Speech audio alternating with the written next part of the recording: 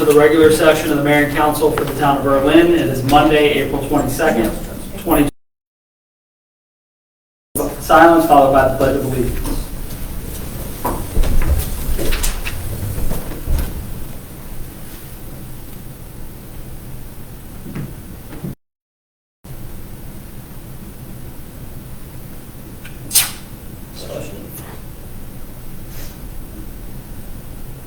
Thank you. I pledge allegiance to the flag of the United States of America and to the republic for which it stands, one nation, under God, indivisible, with liberty and justice for all. Thank you. First item on our agenda is the approval of the consent agenda. Motion to approve. Motion by Councilmember Orris. Second. A second by Vice President Burrell. All in favor say aye. Aye. All opposed? Let the record reflect that the consent agenda passes unanimously with all council members present. Up next, we'll have, agenda item 1A, subsection number 4. In the future, Kate, can we pull out the, and I guess it may be Stevenson, can we pull out the closed session summary as a separate item so that I don't forget to read it? All right, so I'll read the closed session summary. One second. There we go. So the 8th, 2024, following the regular session, the place or location of the closed session, the vote was held live on Facebook as well as in the council chambers. And then following the vote, we moved over to the conference room for the discussion. Purpose of the closed session was a discussion regarding personnel matter affecting one or more specific individuals. The date and time that we returned to a public meeting was today's date at 7:00 p.m. The record of the vote, the motion was made by Councilmember Orris, second by Councilmember Nur. Members voting in favor were Vice President Burrell, Councilmember Green, and Councilmember Nichols. Statutory authority for the closed session. The meeting was closed under the following provisions of the General Provisions Article 3-305, Item B, or sub 305B. You good? Yes. God bless you. Item number 1, to discuss the employment, assignment, promotion, discipline, demotion, compensation, removal, resignation, or performance evaluation of appointees, employees, or officials over whom this body has jurisdiction, or any other personnel matter that affects one or more specific individuals. So the actual items that were discussed were a personnel matter, and no action was taken. All right? For God's sake, I am so sorry. It's okay. So then up next is agenda item number 2, which is a notification of the correction to the regular minutes of March 25th, 2024, and Town Administrator Mary Boland is going to run point.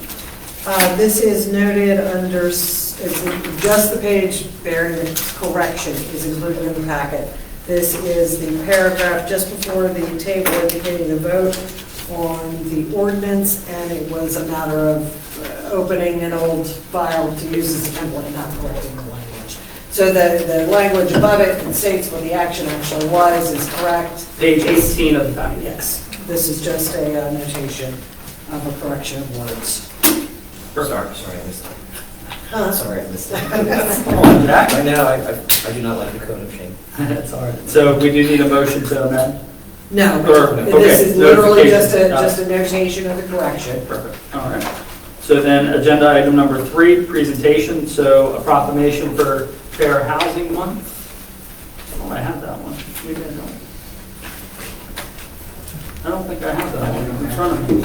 I did not have it. Sarah generally prepares those. You check the box. I don't think it's in there. And I think Sarah, hopefully she's not watching.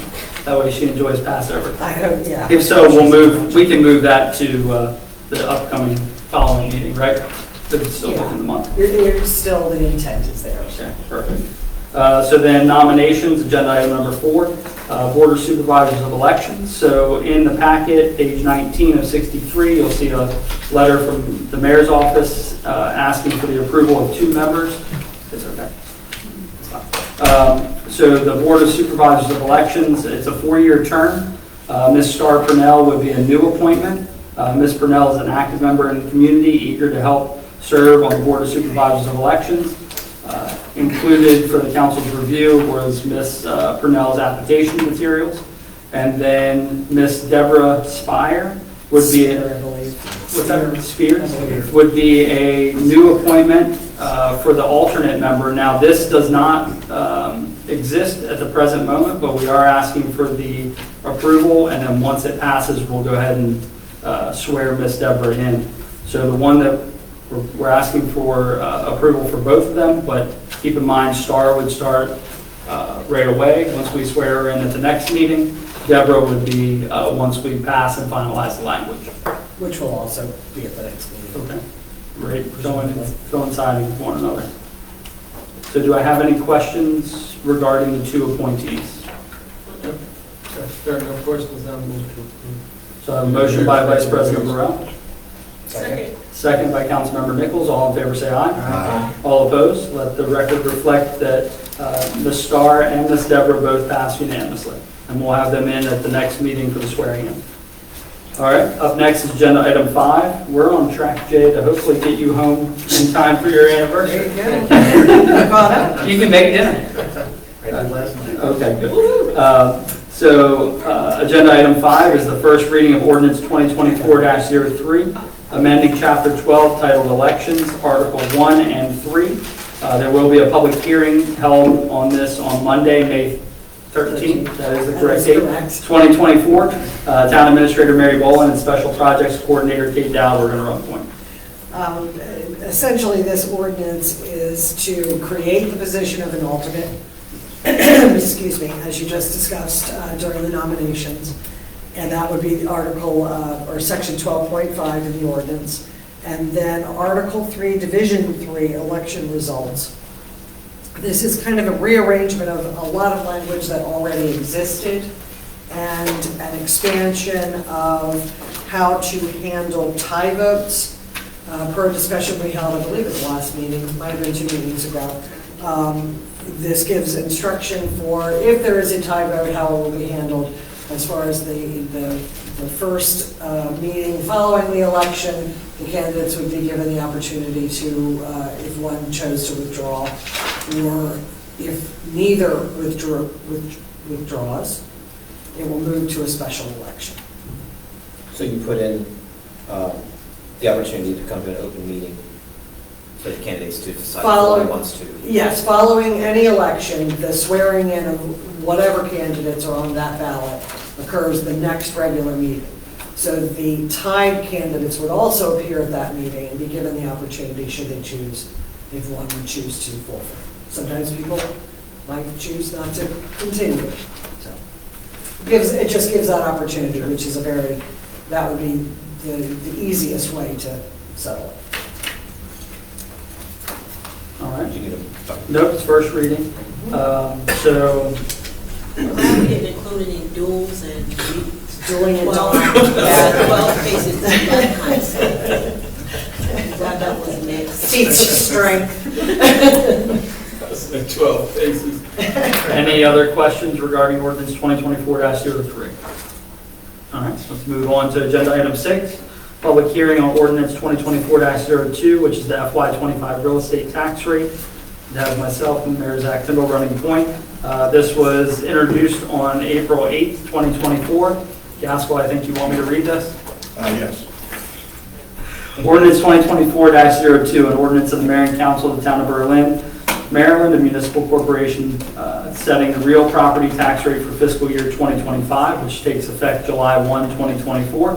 Whereas the town charter, section C3-10, requires the Mayor and Council to pass an ordinance setting the real property tax rate necessary to sustain the town's budget, and whereas the Mayor and Council have determined what the real property tax rate shall be, now therefore be it resolved by the Mayor and Council of the Town of Berlin, Maryland, that the tax rate for the fiscal year 2024-2025 shall be 0.8275 cents per $100 of assessed value of real property located within the town limits of Berlin, Maryland. All right, so then it says when the ordinance was introduced, and then it has the opportunity for actioning the item once it's approved by the council. So with that, I want to have a discussion with the council about where we stand currently with the budget before we act? Should we have that now and then open the public hearing, or open the public hearing and I then? think you can open a public hearing now. Okay, so we'll open the public hearing, then we'll have a discussion in a moment. So opening the public hearing for ordinance 2024-02, the FY25 real estate tax rate. Anyone that's in attendance that would like to address the mayor and council? Okay, we will close the public hearing on the tax rate. Now, I would like to have a conversation with all of you and with the assistance of the finance director, because at our last work session, we had discussed the movement of funding for the fire company and for EMS, as well as a potential discussion about longevity. Now, with that, currently, the contingency line item is what, $19,000 and change in the draft budget with the tax rate that you see in front of you. That does fund $83,000 in additional funding for fire, but does not cover the remaining amount that we had talked about for funding for EMS. So with that, I think we should first, before we action the tax rate, have a discussion about that lingering amount. Now, it was as high as 160,000, I believe, and then as low as 60 to 80,000, depending on what action we took about funding a certain position or not funding a position. So either way, we have about $19,000 to put toward that without a change for the tax rate. So my question to all of you is, how do you want to handle that?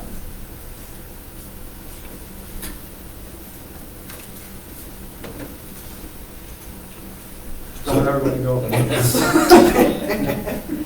So we have the to me, the outstanding matters are the EMS in no particular order, or longevity, right? Well, I think- Longevity we have not tackled. I don't know if I would look at them as this or that. No, What I would 100% say is agree, that but- those are two outstanding items. Yes, How do we address longevity?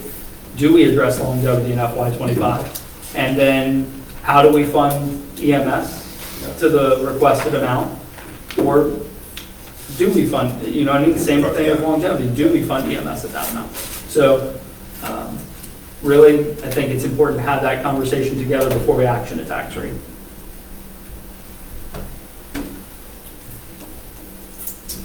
With that, just so that everybody knows, the 19,000 does not anticipate movement on the county grant, correct?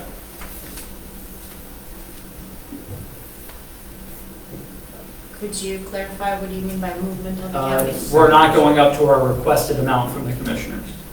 Keeping it at the. The county grant on the budget as of today at $465,000. Unchanged. So Unchanged. I there- have not received anything I have not in either. favor of receiving those. But my understanding, if we do receive an additional funds, those are already earmarked for specifics.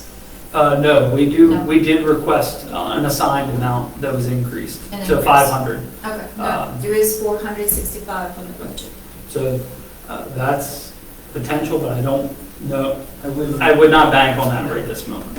So the highway user revenue, the highway user revenue amount, I believe, was in the letter 344, and you budgeted 340.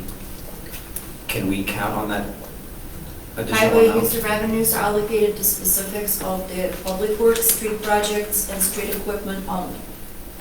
So the increase of $4,000 to the exact amount per letter would require us to assign $4,000 to public works or streets projects. And I am already at the maximum that the letter is received at 344. I'm afraid that 340 is not going to be received as projected. Yeah, Natalie said previously in our work sessions and other discussions about the budget that really that HUR, and correct me if I'm misstating it, but the HUR is in the budget at a higher amount than what she feels comfortable with. And I did, when you had It's said very that. volatile revenue. It depends on so many factors. It's not a fixed amount that we receive. It depends on the drivers, on registrations, on fees. Yeah. It's a So projection. It's a projection. I mean, it is, I mean, we are here in the middle of the ordinance for the tax rate. It is a little difficult without, or excuse me, it was a little difficult with some of these unknowns. I have questions in the draft budget of some expenses that could help, I think could help with our outstanding concerns. But I don't have the draft in front of me. So, I mean, most of those expenses are probably still in the budget, so if you have a question about them, Natalie will probably answer it, we can probably help. my question really is, and we talked, we were in that meeting, in the staff level meeting, is there's, I believe it's around 30, and I'm not against them, I'm just asking questions. There's, I think, $37,000 in there for new flagpoles, which is intended to be budget neutral.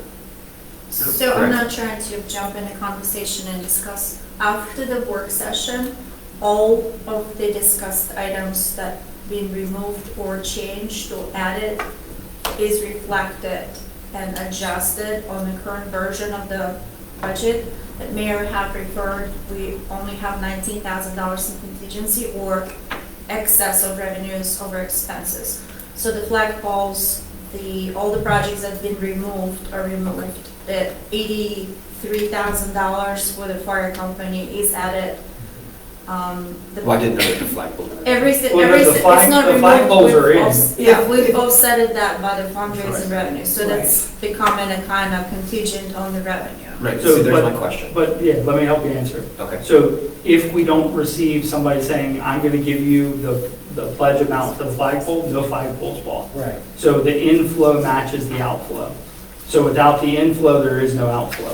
We're So not where, gonna- what you're talking about is potential, like, Yeah, no, I get it, potential neutral, like I get it. But So if we when deleted flagpoles, can we just it fundraise wouldn't first? change the budget. Oh, okay. Well, Yeah, that that's is not- what will happen. We won't buy flagpoles and have a Okay. stockpile waiting to sell them. They'll be sold All right. before we Okay. buy them. And, Mayor, I did ask you already, and I'm not, when can we anticipate the draft budget with all these changes? I think the discussion tonight will Was lead that to okay? a lot Oh, great. more. Okay. but also, so that you're aware, the draft that you have represents pretty much everything that's in the budget. Now, what's been changed are, So I have to- yeah, but the flagpoles are Oh, there. well, yeah. But the flagpoles, like we said, don't, They're neutral. yeah, they're not, it's not a. They're not Well, that's why I impacting wanted the to change ask. in the That's budget. why I wanted to ask. Okay.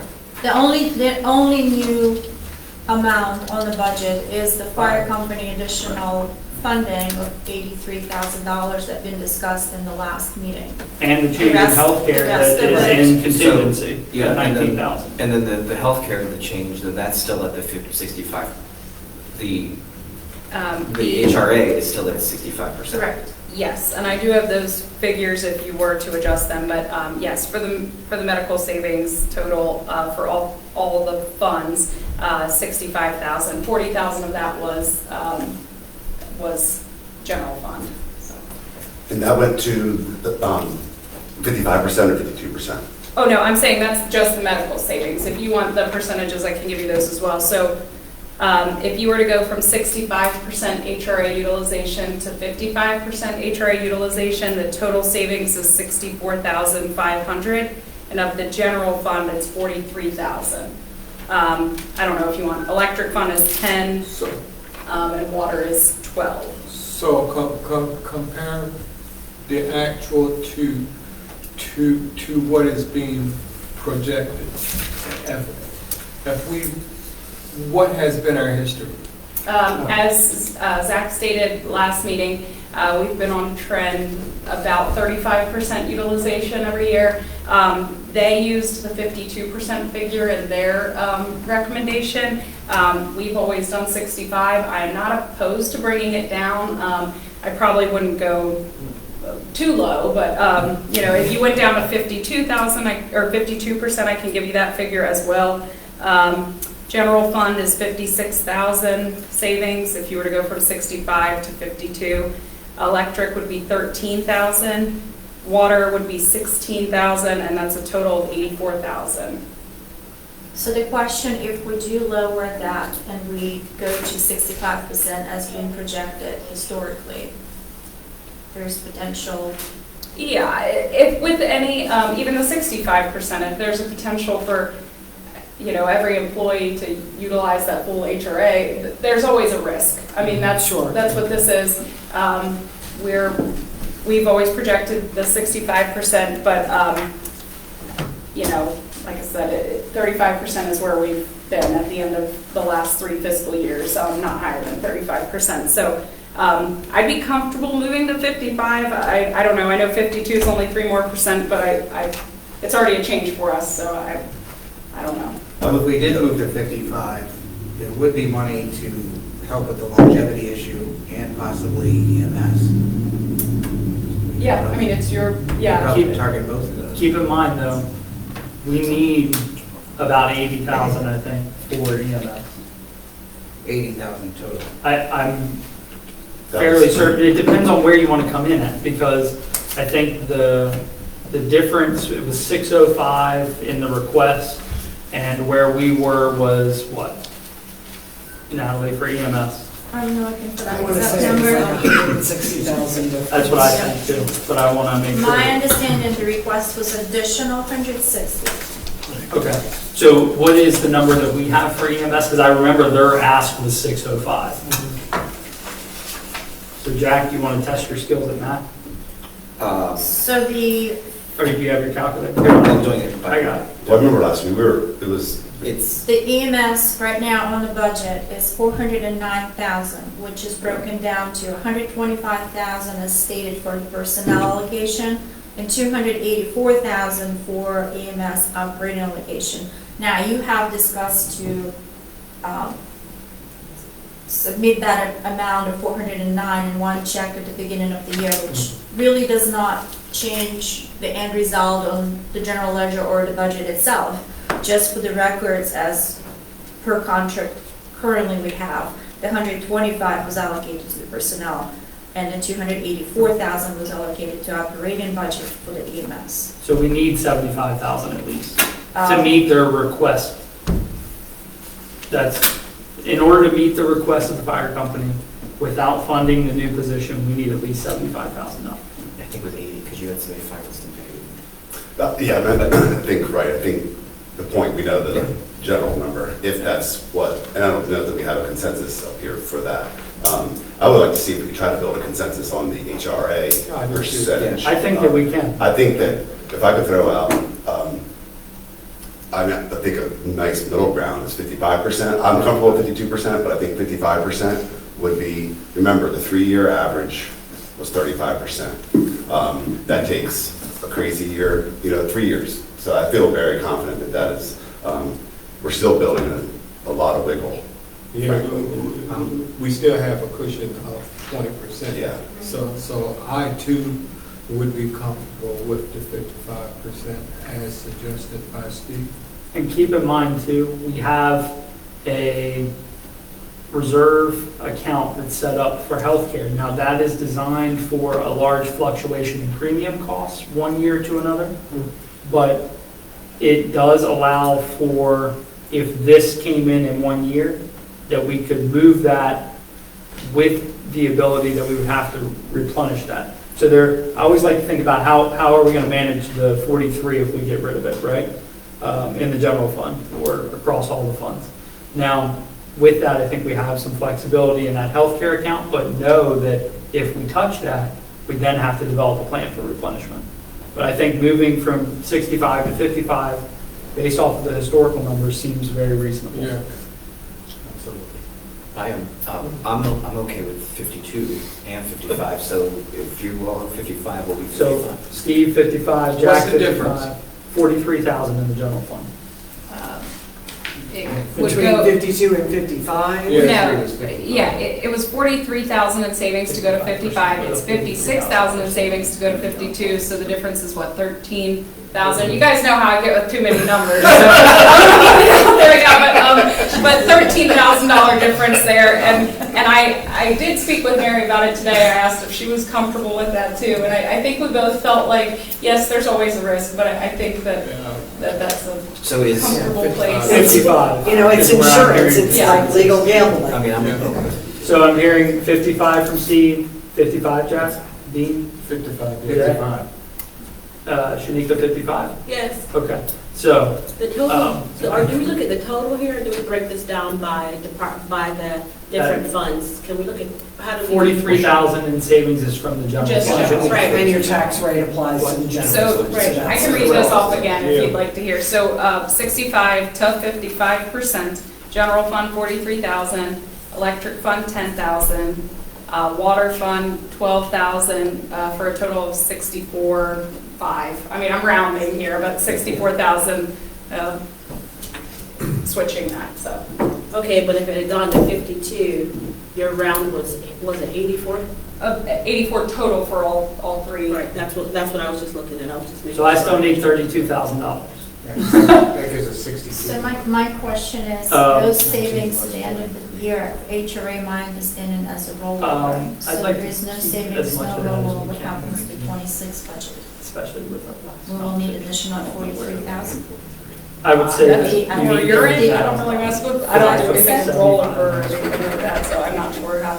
No, you stated that if we don't utilize. No, Zach did. Right, Zach. Yeah, but you guys, I mean, I don't really mess with that side of the thing of budgets. Like, I'm just figuring thinking it about today. multi-year budgeting here for the HRA. If we're reducing the percentage now, my understanding with Zach, not Mayor Zach from Health Insurance mentioned last time that underutilized funds are rolled into the next year, creating extra savings for us. So if we're reducing that, setting aside 43,000 for different purposes, that 43 gonna get assigned what's gonna happen in fiscal 26. We're gonna come up with 43 from something else to replenish that, basically. That's how I look at it. Oh, so the funds are not truly there, but wouldn't they be there from FY '24? Well, that's why we have the lower, because I guess it would technically come from reserve from Well, that's 24. confusing because Oh, it's. HRA. But, oh, I see what you're saying. not So our then- budget reserve, from No, their reserve. I see what you're saying, but in future years, we would still have that deficit of Yes. 43. That's how I see it. It's like taking one-time money and funding multi-year requests. Exactly. I see what you're saying. All right. So what Natalie's saying is that the 43 might be available in FY '25, but in FY '26, the day that rolls around, we're 43 in the hole because there's not another 43 to come back to.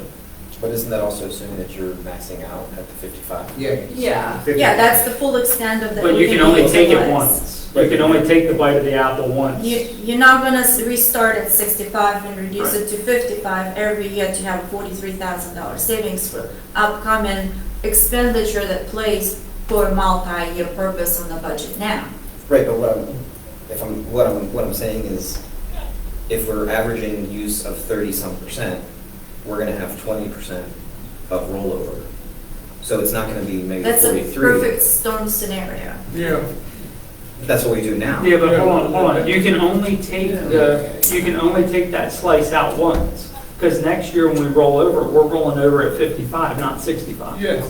So that means we're going to start behind the needle already 43,000. So we won't have the 43. Right.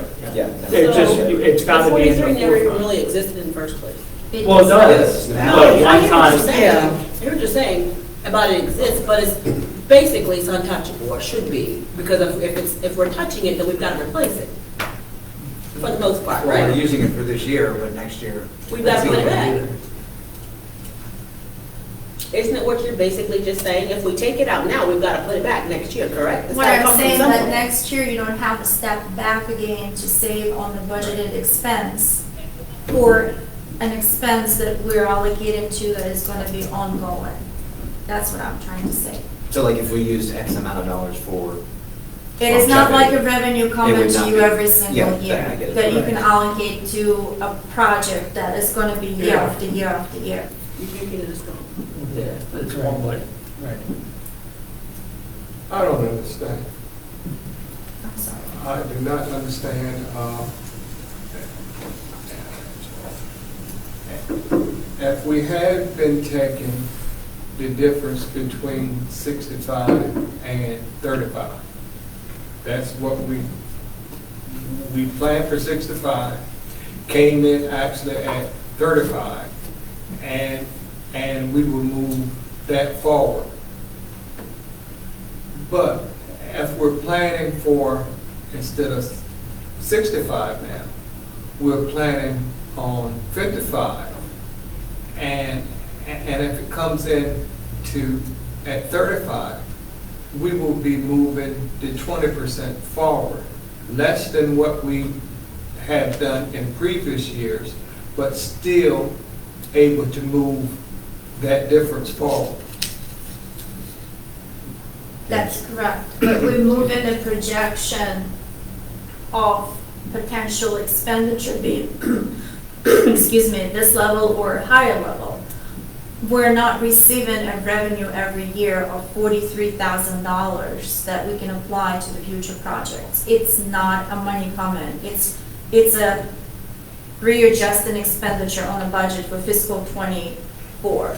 I'm sorry, '25. Instead of moving 43,000 forward, at the end of next year, we will be able to move the difference between hopefully 35 and 55. Hopefully, Yeah, Yes. well, I can live with that. if everybody's Yeah. healthy. Yeah, I can live with that too, and I think, you know, at least I'll just speak from my mindset is, this is a personnel cost, longevity is a personnel cost. I look at this as taking these dollars and hopefully putting it towards addressing the situation with longevity, a 15-year employee that leaves for whatever reason, and then we try to hire, let's put in that same part as that 15-year, you know, if I'm making sense. But, I think I grasp what's being said, and I'm still very comfortable with it. So, I don't know if I'm understanding this. In my math that I was doing here, I was seeing an unfunded amount of at least $75,000 for EMS. I looked at before we had a conversation about whether it was a one-year grab or whether we would have this moving forward. I had subtracted the 43 from the 75 to get to an unfunded amount at 32. So I Are guess you looking at moving that in a different direction? I'm thinking that I don't know that they're free votes to go to EMS funding with Okay. those savings. That's what I mean. I wanted, we have not had that conversation. Well, this is the perfect place. Yeah, I mean, But just as a note, longevity, even at the $50 rate, the total for a 20-year and a 10-year, I mean, that's like $65,000. I don't think you would add them together, would you? Yeah. 10 No. plus is 20, so. This is, I'm You are sorry. charged for 10 years. Think of a general fund only. Don't take right down into consideration all of the funds. So it's just the general fund. 26,253. Oh, you're right, okay. Yeah, because they're the 21st employee is in the 10 plus. Yeah, the Okay. 10 plus encompasses the 20 plus So this is employees. the number. That's- It's like 14 and 26 for 40 plus.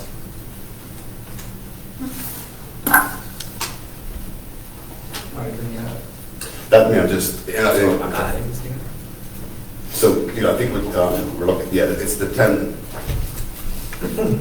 Well, personally, I'm not comfortable with, I guess in my mindset, I'm already at 10 plus, because I'm not really comfortable with leaving out the 19-year employee and just going with the 20 plus year, if I'm reading this correctly.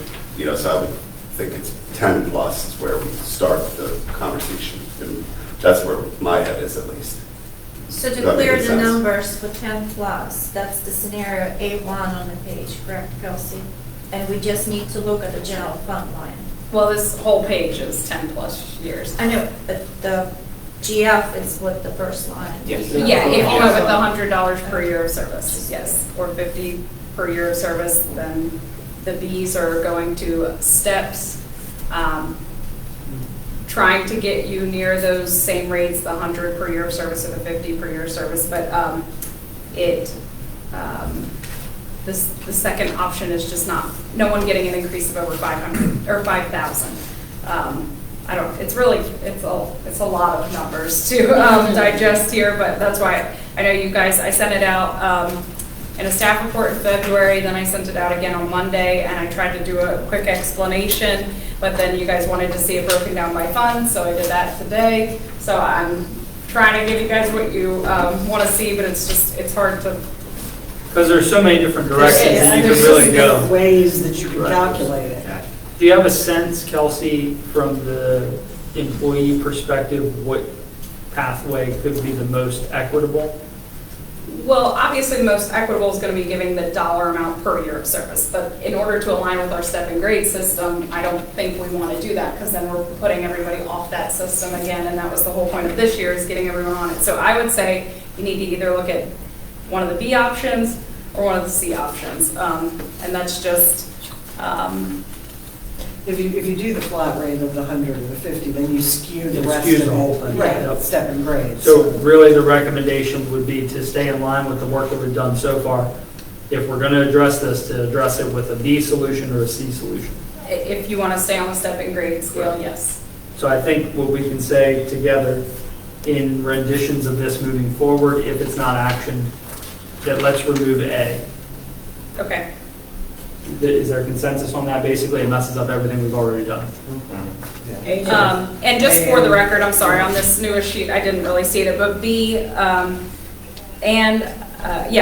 B, when I say nearest step to the above amounts, I'm not referring to the 50 per year, I'm referring to the 100 per year. I tried to get the employees to the nearest step to line up with that $100 per year of service, but in rounding them to the nearest step to that dollar amount, if that makes sense.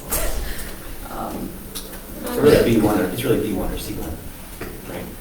Yeah, B2 is just like, because we had a couple people that if they are higher paid employees, it might bump them much more significantly. So I put a cap on it of 5,000. So B2 and C2 would be those same options as B1 and C1, but just no one over a $5,000 increase to try to keep it, to try to not skew it too much, so. Okay, and we're still, so where, are we as a group looking more at the 10 plus than the 20 plus?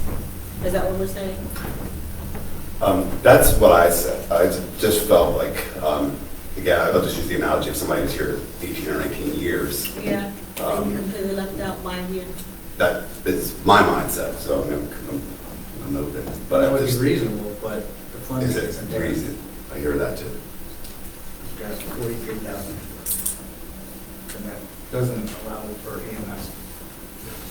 That still leaves a $75,000 deficit for EMS. I think your closest one out of these options would probably be C2, and that's giving a step for every 10 years of service. That's your closest figure-wise. You're looking at about 56,000, but it still leaves a gap. I'm just stating that that's probably your closest as far as funding. And we're only looking at the general fund, is that correct, not the total? Well, for the purposes of considering the tax rate, you're only looking at the general fund. Okay. Thank you for doing this, Kelsey, by the way. There's a Thanks. lot Much of better. And I know Jack, Councilmember Morris had an idea of maybe looking at grades instead. I did not have an opportunity to get into that as well, but if What's the that's, percentage, I'm sorry, what's the percentage between the step, is it 2.5%? a grade is 5, a step is 2.5. Okay.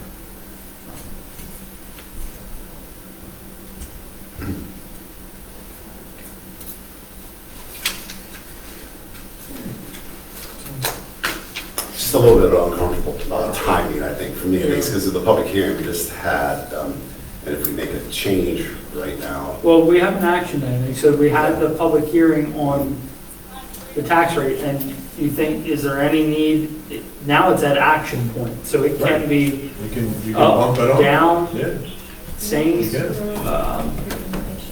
and that's Well, I why just told this them the only is, one that we got a public hearing on the flat. probably be ours. correct, but at any given, we've had that before too. Okay. I mean, and it's been actioned differently. That's not gonna, that might not be what they're able to do. I mean,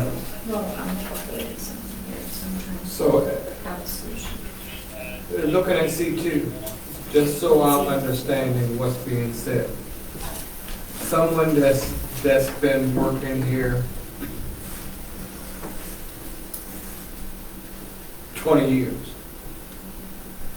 they would move Basically 5%, two steps, two steps, but the move would not exceed $5,000. up. Yes, if they're, Someone that's been working here 30 years, or somebody that's been working here 40 years, we move 4 steps, but it would be capped at $5,000. yeah. Now, if. And there were only a handful because those would be our really much higher paid employees that were seeing those kind of increases. So I didn't bring the actual sheet with everyone's names on it to know how many it was, but I want to say maybe 3 that would have to have been capped. 3 Now- or 4. We've discussed during the budget process as well, implementing certain things at the mid-year point. If we were to do something like that with one of these options, could we basically cut it in half? Yeah, And then understand that the full realization would definitely be there in FY '26. yeah. So that's another potential option. But folks, listen,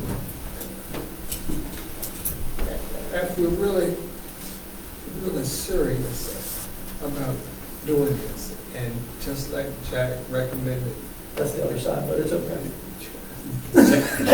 Zach, you know I get confused, you know I'm not a sweet problem. I gotta play with you either way.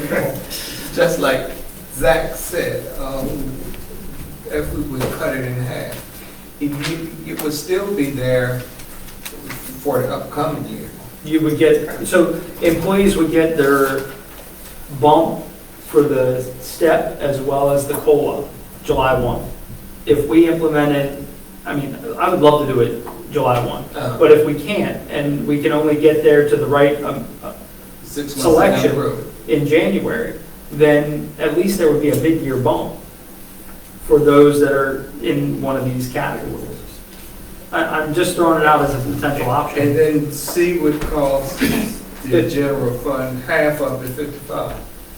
Depends on what number you're looking at, but You'd be like roughly. are you looking at C what? C2, I'm sorry. Yes. Mayor, I'm just asking for permission to put a solution on the table. I don't even know if we're there yet. No, from my perspective. Oh, just yes, a from yours, suggestion, yes, if you're absolutely. okay with that. I'm sorry. I thought you were asking from us. I was like, No, I don't no, know no, if we're there now. Yeah, I'm asking you to consider me to speak so you can Yes, discuss go ahead, that. So on current budget, I'm just looking at my numbers. On current budget, we have $58,000 in the grant match for parks equipment and parks comfort stations. That is not funded by any revenues. It's $58,000 just general fund revenues. Just go with me for a minute. I like where you're headed. If the decision to go and allocate $58,000 from reserve, capital reserve, because the grant funding is not 100% assigned, correct? We're not. It's not guaranteed. We're not awarded 100% of the Correct. grant. The 58,000 And is. so if the yeah. project is not going to be completed and go forward because we will not receive the major grant fund, the $58,000 potentially could be released and the reserves will not be touched. I'm just playing a And it's a scenario one-time that cost, we will right? not go forward with the project for the parks in I like that. general. So funding the $58,000 from capital reserve, decreasing the healthcare HRA utilization to 55%, that's 43,000. 43 and 58, 101. 101, Well, 101,000. $101,000. Going with the scenario, I'm going with the highest scenario that Kelsey suggested, proposing for consideration out of the longevity is 80,000. I'm rounding to the next. B1 scenario is 79,817.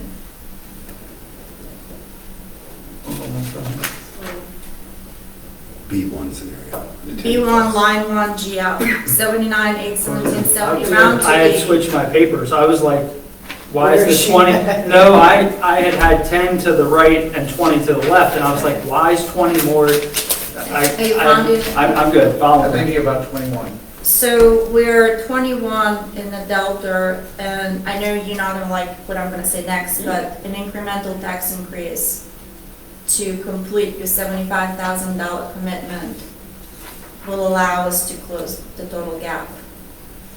So advancement from reserve from capital for the grant match, potentially yes or no on the project to move forward. going with longevity as the staff recommendation, and a penny increase on the tax rate will allow us to fund longevity and a fire EMS contract request. I think you've got a solid recommendation. Where, I'm sorry, what was the amount that you were recommending? The penny, The pennies. yeah, Now, which which will one give was us Which one of the approximately 50. longevity buckets did you choose? I have chosen the B1 scenario, In 10 year? yes, under 10 years.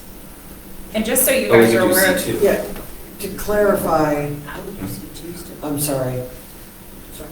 all right, Mary, go ahead. I want to see what Kelsey was getting ready to. I was just going to point out too that as a matter of just knowing how many employees this would affect, the 10 plus years of service, we have 31 employees that would be affected by that. Just want to point that out. So 31 employees would see an increase Total based for on the that. town, Total for the town. not general fund, total Yeah, for not the just town. general fund. And it was 13 employees with over 20 years of service, so. Just, And that's not 31 plus 13. no, It's no, 30. yeah. Okay. Right, that's. All right, so Councilmember Orris, you had a question. Does, That was a lot of numbers. That was pretty cool. You do the math. Well, I now wanna- and your Just giving you recommendation, a second chance. and your recommendation, I can Natalie, repeat it, I'm well, sorry. no, just so that we're clear, the 10 plus years of service, you were recommending which? B1. The B1. B1, Okay. general fund, that's Just- the only need. I had circled C1. I just wanted to make sure I was on the same That's page. what we need to be concerned, is the general fund amounts. That's fine. Okay, so now Councilmember Orris, you had a question. So, no, I'm good, I think. Okay. I think that C2 still sounds pretty good. If the group wants to discuss that part on top of Natalie's recommendation. Explain to me nearest step to above. So when I said that, I like I clarified, that should be nearest step to the above amounts being $100 per year of service. So basically, if I worked here for 12 years, so I had $1,200 is what we're looking at for option A. I went to that employee's current grade and I tried to find the step that would put them closest to that amount, so that it was still on a step, but using that as the basis, the dollar figure, coming out to approximately $100 per year of service. It's the same, It's it's this pretty much the same end result. costs a little more because, I'm not going to round people It down. keeps it within the step and grade Yeah. table that has been adopted. That way you're not, again, skewing those numbers, which then affects going And then forward. the C is just a step per 10 years of service. So their current grade, they were just moving a step for every 10 years of service that they have for the town. So, and I'm trying to think if there's So anything. differential, we try to break it in here to go with the step program and adhere to the step only, and then do something outside of the step and grade to reward the longevity. Or if we are mixing the longevity and moving on a step, that's kind of placing us back on the same scenario.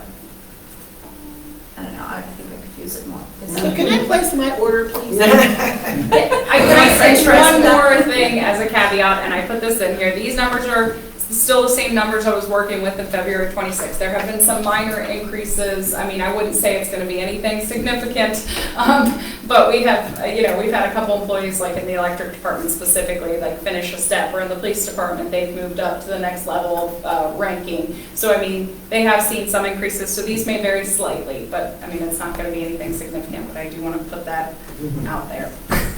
I'm going to ask you something that you probably, and I don't mean to put you on the spot, but I'm going to ask anyway. So 31 employees at 10 plus years of service, one step for every 10 years, but no one over 5K. So how many employees would be over 5K? Do you know that? I'm sorry to put you on the spot. If you want to come back to it, I can run downstairs and No, look at my that's- desk. No, seriously, it's not a big deal, but I have it down there. I just didn't print that spreadsheet. That's okay. It might be, I'll dig for a minute. It might be in here, but I did not print it today. Might be quite a few, because the difference in the numbers is significant.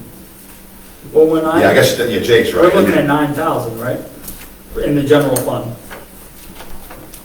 If you look at general. I just want to make sure I'm in the right. Yes, if ballpark. you're looking at B, Yep. it's a I see where you're- $9,000. If you're looking at Okay. C, Yeah, it's that's a little more significant. It's like yes. 9,000, so, right? So B1, nearest step to above.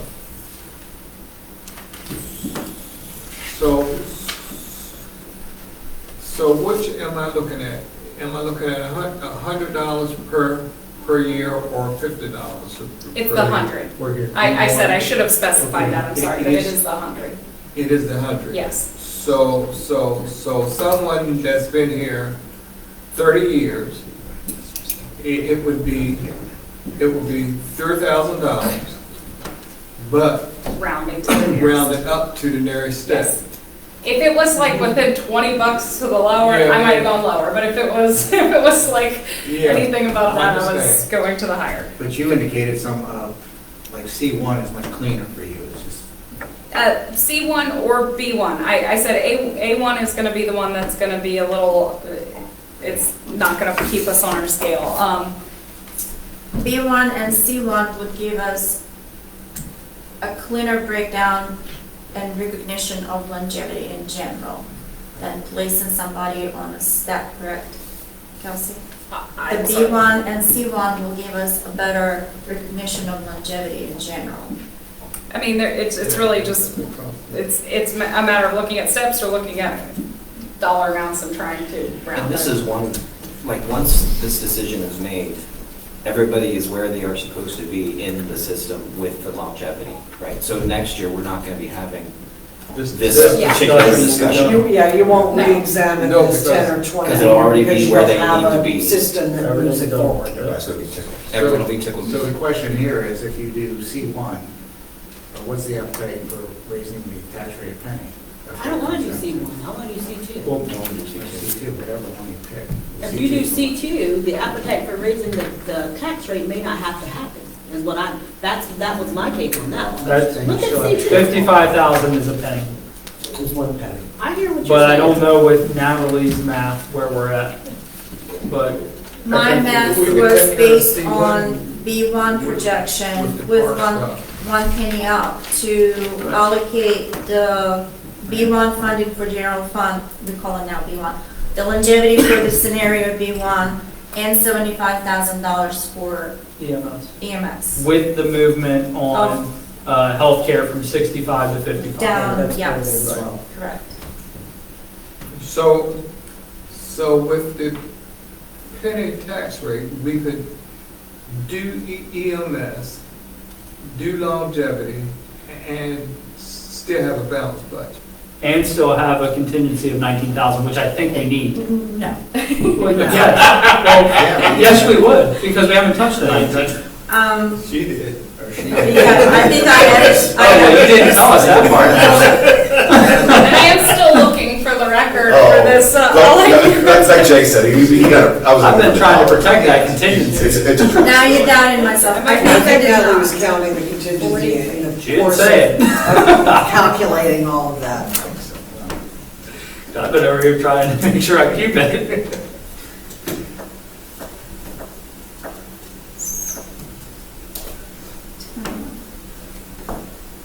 Yes, the contingency will remain. Good. We need a contingency in the budget. We do, I agree, because if the funding not gonna come to what we projected. It's a drop, but It's a drop. we're gonna need to drop. So it looks, I found an older spreadsheet that I did back in February in my email, so going with C, for whatever reason, I didn't highlight it for B, but there were 6 employees that would be, have to hit that cap. 6 out of the 31 that would have to hit that cap. I mean, they're all still seeing increases of, 3,000. There's one at 29, but they do those, and that's because we brought them back down to the step below that one. So, so there are 6 that would see that cap. But I did not highlight it for whatever reason for 10, so I'm not sure. So in that situation, you would actually put them into the lower step. That's what I said, yeah. So instead of it being 43, it would be down to 29, or 51, it would be like a 29 or a 30. you have a big difference. I think we keep getting locked in being on the step more so. With trying to be on the step, you end up having this budget year, people getting 2.5 step and other people getting 3.9 step. And you'll do the same thing with longevity. There's no reason that every number has to be the same. A lot of people go ahead and have steps and are not on that exact number. So I think it's equitable to go ahead and say, if you work X amount of years, you get, and I mean, even at 8, it'll be cheaper than this. $50 for every $100 for, but you have to start at a point. We have someone 8 years experience making the same thing someone starts brand new. That's my issue. Yeah, that's my issue. And we want to address That's my that. issue. So if you come back and say, we can do this, and that we'll come back and correct that one individual, and we can do that, then I have no problem with anything. But we have to make sure that we don't miss out that one person that is Because they really, haven't hit the 10-year mark yet. and he only got 2.5 while that next person got 3% because they went to the next step. See, everyone's not getting 2.2 for a step. But B1, We're going but to B1 would 2.5 address and that. the closest, which I love. Yeah, That's all. B1 would address every one of the employees for their year of service, correct? It's gonna push someone extra. The 31. Still only the 10 plus. Oh, Still only oh, you're right. kicks in when the I'm sorry, you're right. 10 hit. The I'm sorry, I employees, lost track of that for a yes. moment. Yeah. It would not So you're right, impact it would an not 8-year affect- employee, Yeah, yes, I mean, yes. I'm 8 years, I would not see anything. No, again, And he's right, we do I have can to tell you, police. I have one person that will be affected by this and is missed out. So I honestly think we can look and find that person if that's something that, you think is appropriate. But it just needs to be a system that people understand it is fair. And we know it's a one shot. Right. So we're not coming back with this. So Chief, how do you, because I hear you on that, how do you push back on the feeling that it kind of goes counter to what we've done with the step and grade system? Because that's been Well, said. we've done step and grades forever. And if you ever go to places, people will get a 2% raise or a 2% bonus. And it does not fit into that 2.5 and it doesn't go to the next grade. You will go ahead and see people that their actual pay raise at Worcester County does not fit directly on that number. But part of what we're trying to do here is get started. Right, and once you get to the right After place, several years, we may find that there are other adjustments that need to be made, but at this point, we're just getting started. I see. So I don't think that unfortunately we can possibly account for every situation now. We're gonna hit bumps in the road that we'll smooth out as we find them.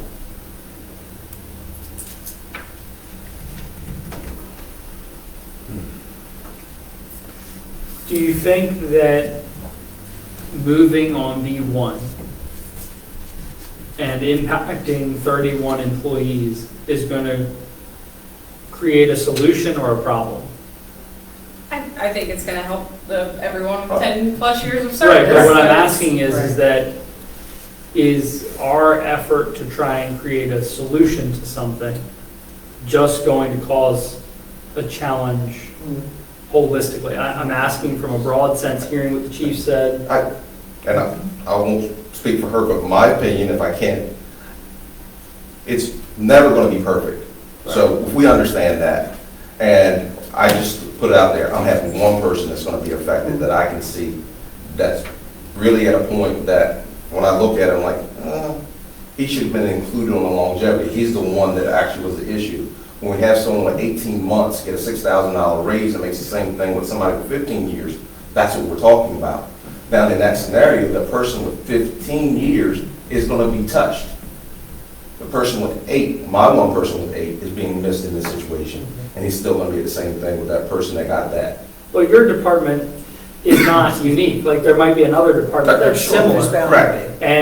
And with that, do we do B1 and then we work with department heads to, granted it'll whittle away at some of the 19,000 I'd like to keep in contingency, but I can think of a few instances where the chief's challenge is not just in PD. No. So then do we go with B1 and say now Let's talk to each department head, see if there's a challenge with that, and then figure out if some of the funds need to be advanced from contingency before introduction. That might be the best way to handle that.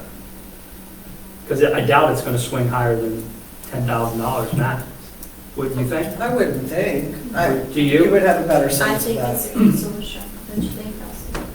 I don't have any issue with it. I guess I sometimes, I feel like, you know, we want it a 7th grade, put it in a 7th grade. We want to see Right. these percentages, we'll bring these percentages. It just seems like every time we come, we're looking at something different, and I'm not saying. That's why I think we need to hit a It point and just say is- that's where we're at. Exactly. It's like how many We really need to numbers? start, we really need to start, even if we have to, by department head, like the mayor has suggested, Yeah, come back and address those unique situations as described by the chief. Correct, if somebody's at 9 years or 8 years, That it need to will be become a looked case at. to case. Individually, yeah, but we got to start somewhere. You're right, we We do. got to start. We just have to start somewhere. I think the police department is different in the sense that they have several people holding the same title. That is unusual. I mean, because we are Yeah. a smaller organization, so in admin, 4 people, all with 4 different titles. In finance, you have 6 people, 2 have the same title. You know, so it's very unusual too, the amount of people they have sharing a title. So I really do think that is why they're seeing the most of that, that compounding, but I do think, I think it is something that, yeah, if we go to each department head and we say, hey, where do you think, you know, this person didn't get a bump, but I know they are at 8 or 9 years, what do you think? And even if we consider just maybe one additional step or But something. that is a hard. It is, swallow. because then you're, If you've been here deciding- 80 years and somebody starts It is, and for thinking sure. the same thing, that's a hard pill to swallow. But I think that, to your point, we can handle some of those case by case. That's exactly what I'm saying, case by case. Because we have to start somewhere. Well, what do you fellows feel about the, Natalie's recommendation for the 1%, for the 1 cent tax increase? Don't everybody start one time. He asked you fellas what you think. I think that we had the introduction, we had a public hearing, and I understand that it can be changed, but I think that if we went that step tonight without any of these adjustments, for me, I'm a visual guy, I need to see it, and without alerting, this is what was posted for the public to see. He doesn't. So I'm yeah, there you go. Don't give away my secrets, Steve. There's a secret power. And then on top of that, so can I, well, actually, everybody should answer VP's question. Well, what would your solution be for getting there? I'm totally overwhelmed with numbers. I have no idea what we are looking at. I'm So, sorry. I need mean, to see it. But I mean, just to frame us out where we're at, we need 75 grand to meet minimal the fire company EMS's request. We need, that's really, well, we need that, and then we need a longevity number. B1, I'm going to throw that out as the working solution. So We need 89. $79,000 in the general fund. So 89. So if you add 79,817, 70 plus 75,000, that's what we need. $155,000. There you And go. without a tax increase, we have 101 to work with. And that is coming from $58,000 in a one-time capital cost in parks Yes. would be advanced from reserve, which I think is a solid recommendation, producing $58,000 in spendable revenue to address that funding deficit we have in the general fund. Moving from the 65% for healthcare to 55% for healthcare, that produces $43,000. So you add the 58 and the 43, and then that leaves, what's our deficit from that point? Oh, yeah. Add 79, Minus the 75. 79, 75, hold on, I'll tell you exactly what we need. 79, 817, 70 plus 75,000 minus 58,000 minus 43,000, 53, so $54,000 is what you need. Yeah. Which is a penny. Am I under the correct assumption that C2 is not a consideration? Everything's a Well, consideration. I'm Because if we're still looking at- understanding why C2 isn't a consideration. Because to the chief's point, if we're able to look at people on a case-by-case, not people, excuse me, if we're able to look at instances on a case-by-case basis, this is one step for every, from understanding, this is one step for every 10 years, but there is a cap. With So, C2, With yes. C2 affecting some staff. Also for consideration is the starting point. You start mid-year, you cut this number in half, whatever category you choose. And then would C2 build in that case-by-case flexibility that we spoke about? Well, keep in mind. You could put that in any of them, couldn't you? I guess so. It can, Yeah. but keep in mind the source, right? So the source of that is contingency, which is $19,000. And this says one step for every 10 years, but no one over $5,000. So with that, we would just have to work out what that is going to be. And that's going to be a Mary, Kelsey, and I conversation with the department heads to try and figure out what that amount would look like. Which Kelsey mentioned, I think it's only 3 people in general. 6. It was 6, I didn't look at what fund they were Right, in, no, of course. but 6. 6 people overall. 6 out of 31. Correct. But they would still receive something, it would just be capped at 5. Is that correct? Yes. Right.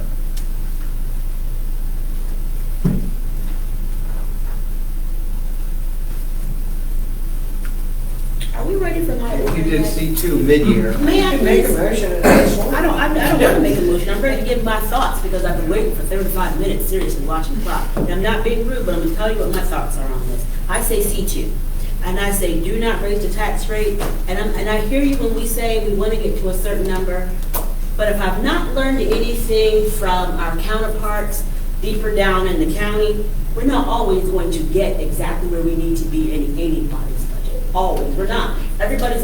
Every single year, there's gonna be somebody who doesn't get every single thing. So, are we going to be able to completely fund every single body? We might not be able to. And I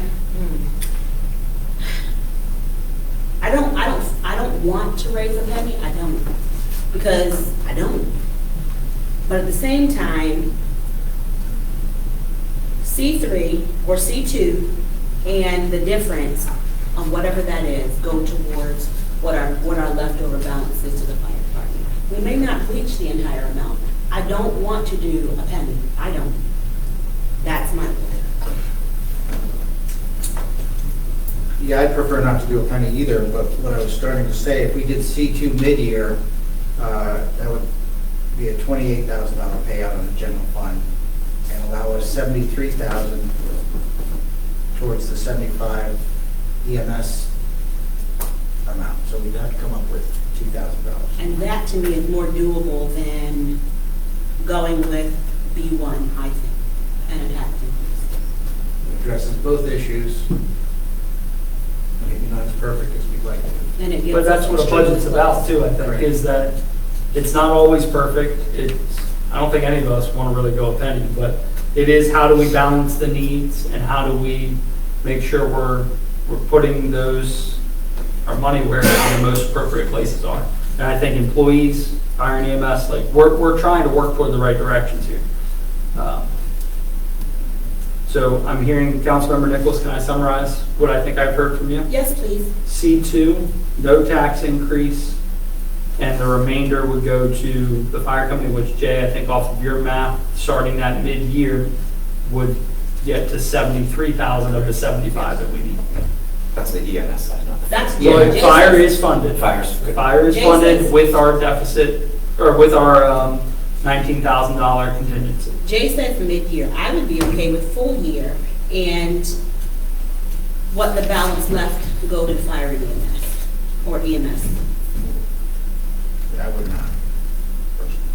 And I would go with half a year if that's what, I would go with the half if that's what it came to. To But I not don't- have the penny. Right. Could the fire be contingent on the Worcester County grant increase? What we could do is the full implementation contingent on the Worcester County amount. Full implementation Full, of. so rather C2. than the start, if we receive notice that the grant comes in, then you fully implement, even if we have to make up a little bit of a difference in FY '25 to get us to that. I mean, Steve, what do you? I mean, I'm thinking.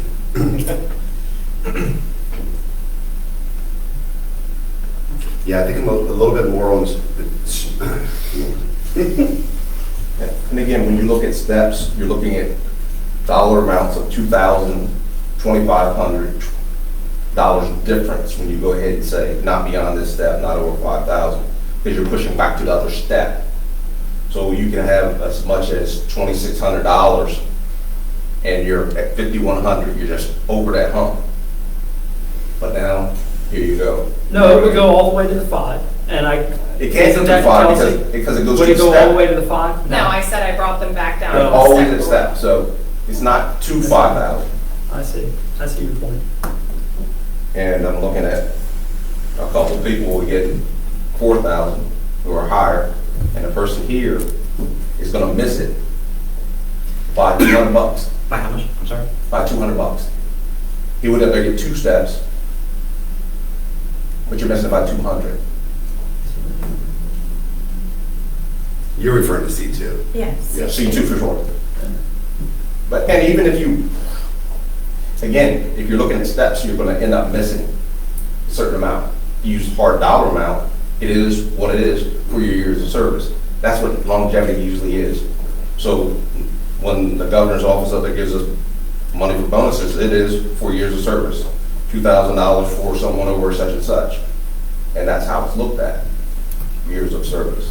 So then, not to muddy the waters here then, so if C2 is 55,966, and A1 is 100 years of service, and that's 52,507, 100 per year of service. Per year. I've been here a while, but. I think you already know that because I told you. Yeah. That next step is not 2.5. Each step is 2.5, but if we're going to the next one, it can be all the way up to 4.8. Right? Because they're not equal increments. So somebody's gonna go ahead and get a bigger gap for longevity when you do steps like that. If you do $100 years of service, period, and It'd be done. worry about your numbers later on, and at least you know everybody's got the same thing.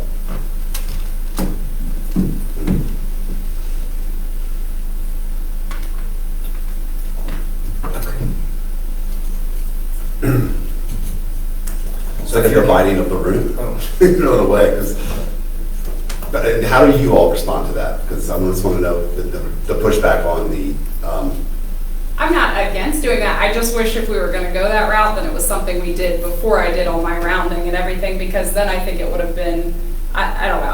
I tried to do, put everybody on the step as requested. So that is what I did. But I think that, maybe this would have made sense to do beforehand then. But it is what it is, so I'm open to, I do think that is the fairest way. I said that. I think that is the fairest way. Everybody's gonna see a dollar amount equal to their years of service, no matter where you stand in the scale. Because like I said, the higher paid employees, you bump them one step versus a lower paid employee, obviously that could be a very large difference because you're talking percentage. What about this then? I So was trying to keep everybody on a step. if we did the $100 per year of service, it would inevitably land, to the chief's point, somebody midpoint of a step. Right. Now, my question to you, chief, in option C2, it takes you back a mark. Next year, the mayor and council are going to go up a step. is everybody on, if we're doing A1? to They the would just chief's- go 2.5%. No, I'm saying no, I'm saying to get us to the next rounded step. To the chief's point, it would be a little bit less, but it wouldn't be that full miss out. But I don't Do think you we see would what I'm even do saying? that. Once you're off of it, I think we'd probably just move you, like, I know Gaskell, he's unclassified, so every time you guys give a step, we're bumping him the equivalent percentage to But that that wouldn't step. change anything. I'm saying on these 6 employees that are in C2, that would actually go rounded down, to the chief's point, if we took A1, it would put us midpoint. But those 6 employees should be at the upper side of the earning potential. And with that, they're going to be in the midpoint of a step. Knowing that the next year, rather than going down a step in C2's option, they would see the money now, and then they would just get a lower than 2.5% bump in FY26.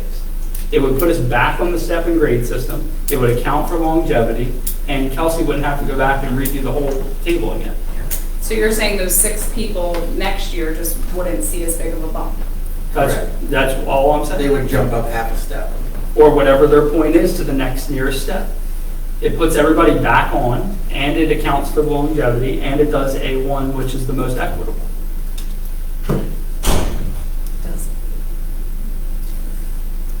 You're talking about C, but then you just said does A1. Because C2 doesn't, to the chief's point, it leaves 6 people out, because they don't reach the next step, and it drops them down. Whereas A1 would account for each year of service. Covers everybody. Okay. And those 6 would just move to the next step where they're supposed to go, but it would be slightly less than the 2.5% jump. I think it's fair. Whatever you guys want to do. Yeah, I'm okay with that too. I am sorry for all the work, I know all the work that you went into, but I think we needed to get the full picture, frankly. Yeah. I mean, I think you And did a hearing great job. comments. that's- Yeah, you did do a great job. Thank you, guys. just didn't want- Okay, so now, So now that A1's on the table, that Well, is. that's why I told you everything's on the table. Well, A1 is sounding more appetizing, I guess, at this moment, because a few minutes earlier, it was possibly don't look Yeah. at those guys, but I think if you're going to do that, you should implement July 1 though. Because if you're going to knock a step partially away from 6, I think you should do it, implementation should be earlier. Well, you would need to set a date, Not because it has to be years of service Right. at that date. Right. yeah. So, Okay, can we run whatever through that that, can we is. do that math again then? I'm Yes. sorry. Okay. So we're looking at a $52,000 obligation. 52.5, so can we Correct. call that 52? So now, let's go here, hold on. We need 52.5, I'll go 770, plus 75. We need $127,507.70.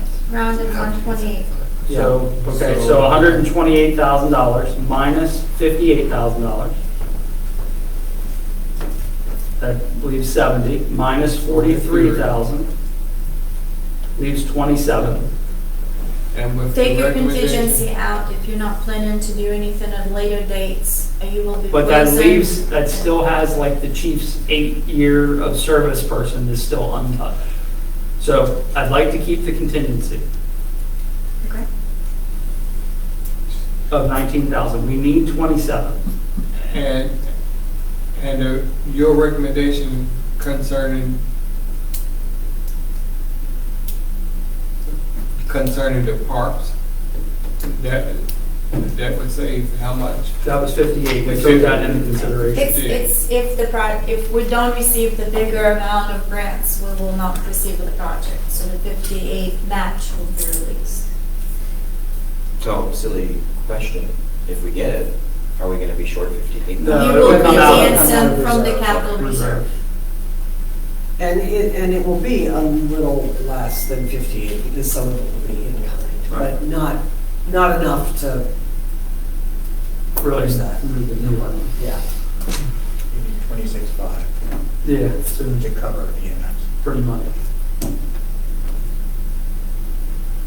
Can EMS funding be halfway and halfway contingency on the Worcester County? You can proceed without a tax increase and release 75, half of 75, and the other half, 75, at the later date.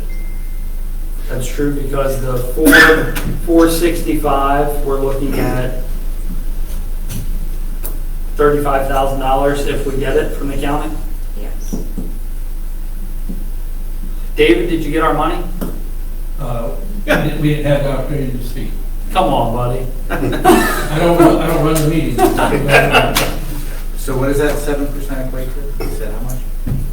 If you if you commit to 75, the full amount Right. being asked for, with the contingency of half of it released at the beginning and half released at the later dates, waiting for the county approval Right. of an increase, then you should be okay proceeding with scenario A1, advancing capital reserve to fund the capital project match for the parks and not increasing the tax. Right, no, I got all that, but what was the 7% extra from the county? What's that dollar amount? 35,000. Oh, it's 35. it's what been asked. We asked to go The from. increase. Yep, we asked to go from 465 to 500. Okay. Plus the Seahawk Road, right? Well, that's a reimbursement. Yeah, Yeah, So that's a one-time reimbursement. That's really an FY '24. Okay. Yeah. I'm on board with that. I'll say, I'm on board with that plan. So fully funding EMS would be contingent on getting that extra 7%.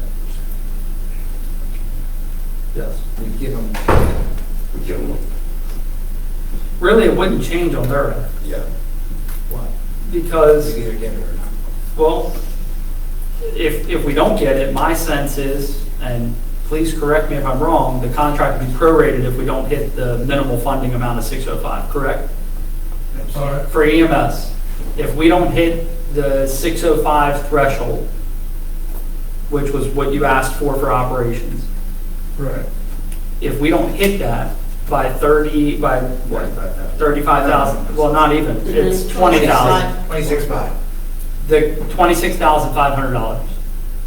If we are $26,500 light on the 605, So The contract would be give prorated. Give it to me the other way. You're proposing funding the EMS. 500 and some change, not meeting your ask by 27,000. Would the contract be prorated?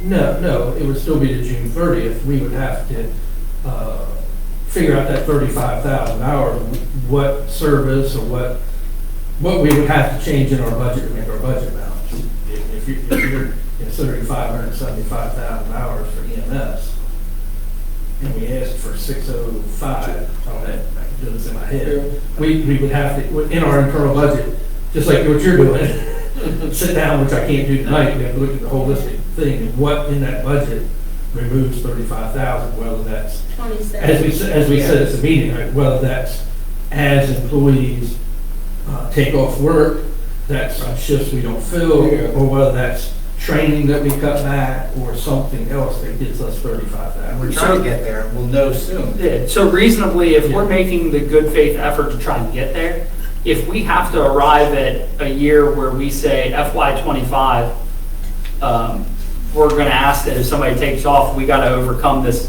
deficit of 27,000.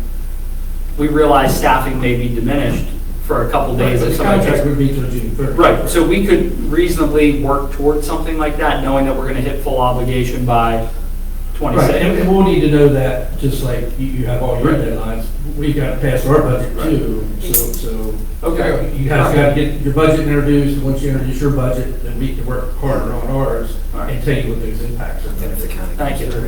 All right, so I think I like your idea, Natalie. So your idea, let's summarize, the recommendation would be to adopt the tax rate at current, Correct. to adopt A1 as the longevity mechanism, to fully fund the $52,507.70 needed for A1 starting July 1, and to make the adjustment on the general fund budget by funding the $58,000 in one-time capital that's needed for the parks using capital reserve, dropping the healthcare obligation from $65,000 to $55,000, wouldn't change anything on the employee end, it's just changing how much risk the town holds. That produces a $43,000 saving. That's not dropping it from 65,000 to 55,000, but 65% Right. to 55%. Correct. We are going to work, and the understanding is that we're going to try and fully meet the funding level of $75,000 for EMS. But at present, we have to wait for the Worcester County grant confirmation before we can fully say that's coming in. Correct. Is that an accurate summary of where we're at? Okay. Is there anybody that is an objection to something like that?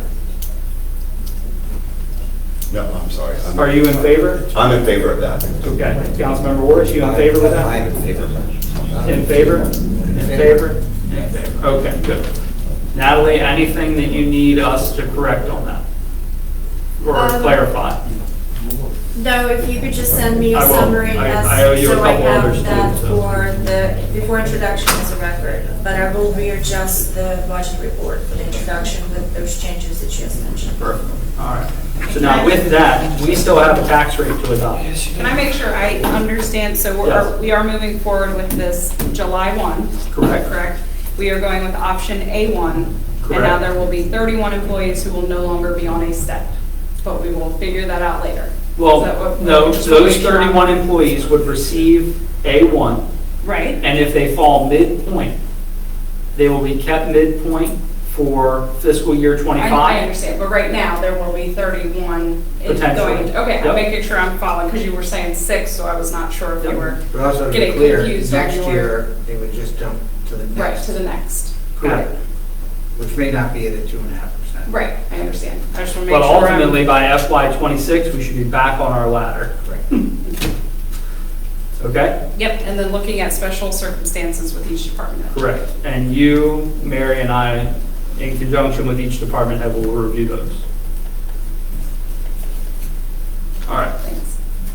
So now, we'll take a motion to adopt the tax rate Make a motion. unchanged for FY '25. Motion to approve ordinance 2024-02, establishing the tax rate at the current .8275. So as introduced, so I have a motion by Councilmember Orts, Second. a second by Councilmember Nur. All in favor, say aye. Aye. All opposed? Let the record reflect that ordinance 2024-02 passes unanimously. Thank you. Thank you all for your help. Chief, thank you. Thank you. Kelsey, everybody, council.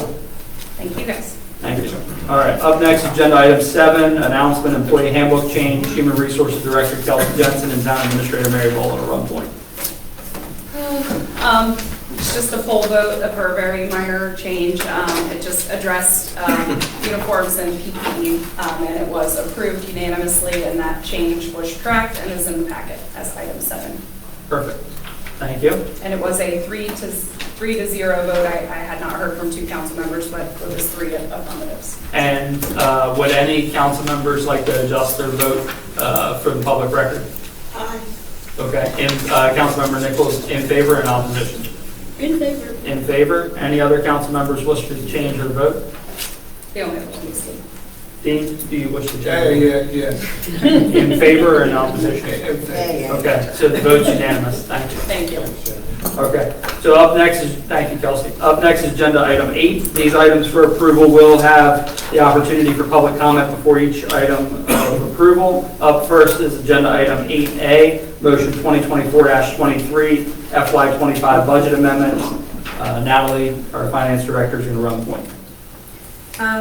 In front of you is a motion to approve the budget, fiscal '24 budget, some amendments that need to be as discussed in the past, and I'm just going to give a short summary of what they are. If you look at the Exhibit A, which is attachment to the motion, there is a detailed list of every single general ledger line item that will be affected by change of the budget commitment. So in the general fund revenues, we need to increase the bond that will be received in the middle of the May for Public Works facility to 2.8. Currently, we don't have the bond stated. The contribution from reserve, our part is the general fund revenue of 100,000 is a decrease because we have reassigned 2 specific projects with the general fund we have reassigned audiovisual system for 50,000 and digitize and document files for 50,000, and we have moved those projects to stormwater. So there is a reduction in revenue sign, and then we're also going to remove the projects themselves from the list, and 100 will go to the stormwater. Going to the general fund expenses, the town hall renovation. Originally, we have budgeted renovation for the town hall and the public works, budgeted from capital reserves as two separate projects. Combine them together, 500 will be increased to a 900, which 400 was assigned to public works because we're getting a bond for the public works. There's an increase on the budget. Public Works building need to be increased on the budget to 2.8 to reflect the full bond assignment allocation, and that project is a carry forward to fiscal 25. As I mentioned, a reduction in the capital projects for general fund of 50,000 from audiovisual system and digitizing documents. Going to electric fund, the bond of $1 million will be received in May, need to be placed on fiscal 24 budget. Currently, we have 750. We need to be increased by 250 to reflect $1 million for net metering or electrical system meter upgrade, as we call it. The same situation is on the capital projects, is an increase of 250 to reflect the full amount of bond to be expensed. That project will be carried forward to fiscal 25. I said thank you. Okay, good. Water revenues and water expenses. Originally, we have earmarked $1 million in wastewater expansion. That project was not on the budget as a line item, but from the total amount of ARPA, we have allocated $1 million for wastewater expansion. The reassignment of the ARPA was discussed and it was approved in the early days. So reflecting that on the budget, placing $500,000 to smart metering project under the water and expenditures. So the $500,000 gone to the water and a second $500,000 gone to stormwater projects. You will see an increase out there. So stormwater projects. We have discussed, I believe, months ago, that we need to increase funding for several projects. ARPA grant was assigned, which was a contingency leftover, $38,124.69. Then we have moved $100,000 from general fund by renaming the project for video audio and digitizing and placing into the stormwater. And the second part of the million, or half of the million, is $500,000. All of that should be going to Nelson Franklin Pine Street water improvements, and most of those are carried forward to fiscal 25. So overall, stormwater capital improvements is an increase of $638,124.69. I know it's a lot of numbers, but this is just a summary of what basically been discussed in the past, approved through the motions. I just waited till we combine them all together. Any questions for the finance director? I have a question, but it's more for Mary. This Nelson Franklin Pine Street project, are we close to completion? Is it I don't have an exact date on that. Well, no, not a date, but I mean, is it? Can we get an update on the project? I'll ask you. Okay, thank you. If you haven't been over there, it's worth riding by to take a look at. I would also encourage folks to take a look at the inventory of equipment that is staged on Franklin Avenue. I was over there today. Yeah, I was over there talking with Jamie today. And to see the sizing of the pipes that were once there versus what is there now, it'll definitely help mitigate the challenges that are seen in that neighborhood. I'm all for it. Tell me, the improvements related to water on Nelson, after they're all done, what is gonna happen to that street? Just to clarify one thing, it's actually, it's primarily improvements to stormwater. Well, I would like to submit that Nelson is in need of consideration for being redone or paved. That will be part of That it. should Yeah. be. That's It's a all terrible, huge. Yeah, it that's a will be. terrible ride. Yeah. And in that, also in that consideration would be the street, I think it's Broad. Yeah, that's leading, when you go around, say, taking Franklin toward town, and you make that bend, that's Bryan Avenue. Yeah, It's right there. that pavement is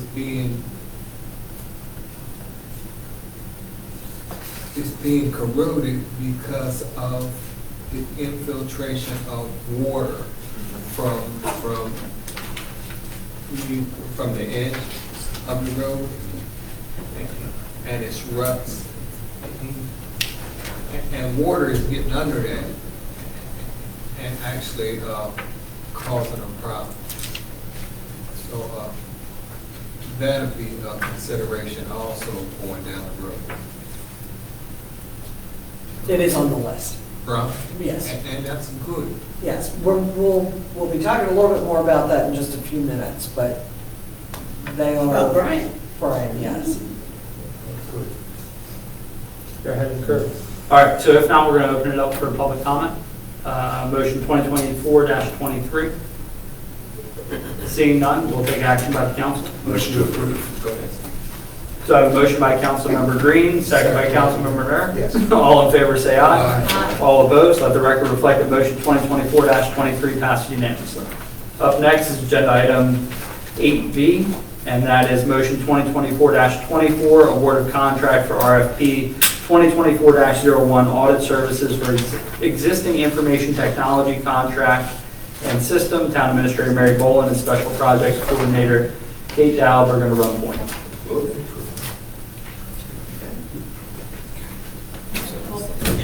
Good evening, Mayor and Council. Good evening. Before you in the packet is a copy of the award sheet as well as the proposal received from Bulletproof, a committee, I suppose.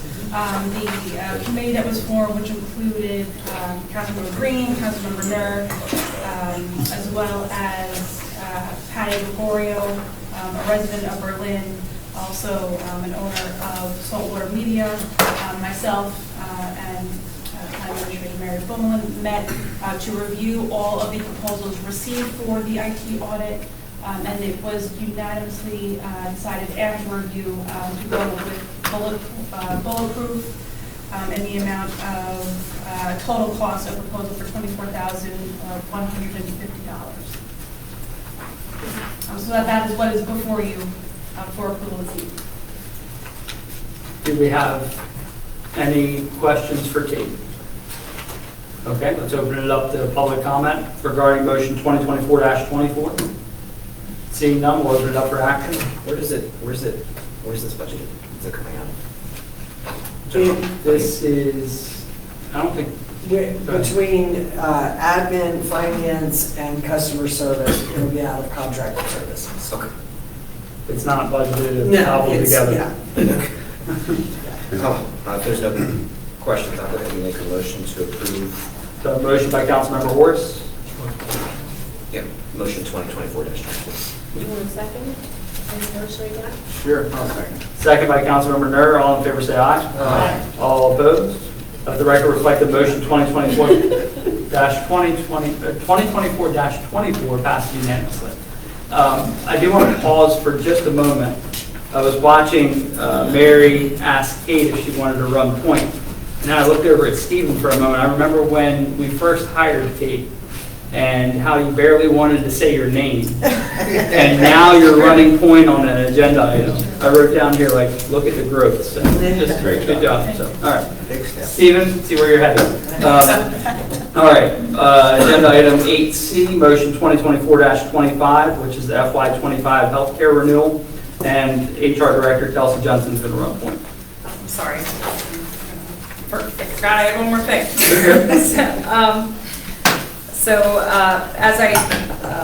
As you saw during the last budget work session, we had One Digital come on site and they presented the healthcare renewal. It came in at 2% with some of that rate relief from the HRA utilization.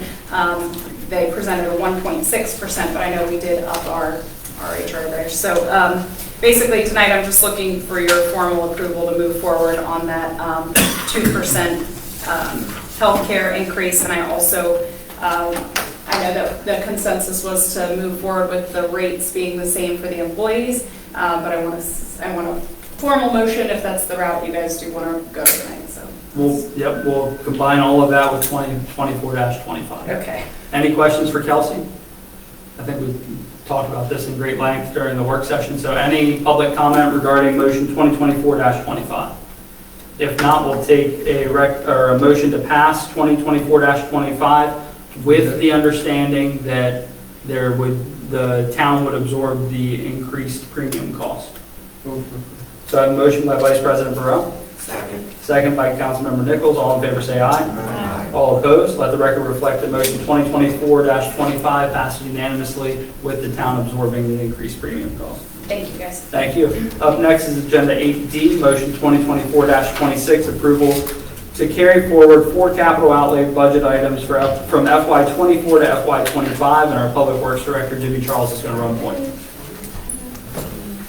So we're asking to take the highway user revenue of the streets that we listed this year and move it into the 25 budget.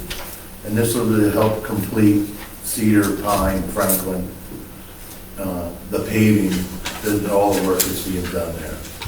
I do want to clarify what I said a few minutes ago because I realized that I may have given an incorrect impression. Bryan Avenue is on the list. However, as you will see from the motion, in order to repave the streets that are currently being worked on as part of the water and stormwater projects, we are asking to move Bryan down the list a little bit and do the other streets as is indicated here. It doesn't mean that it is being removed from the list, but it is being pushed out. It's like watching a sports game when you think that made the Right. call correctly. Yeah. So we talked, But I realize that what I said may have been misinterpreted. so one of the things with this and the funding that if we have funding, if we can pave the streets we have and it comes in less because we're writing that area, we will bring in Bryan Right. at that point,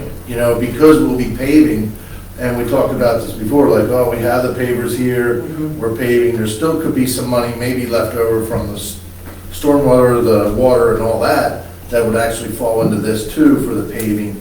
So there could be additional funding, and then depending on what rates are of how much paving is costing at the time, you could actually bring in Bryan to complete that work, because we're right there. But Nelson is not on the list. Nelson is it. Correct.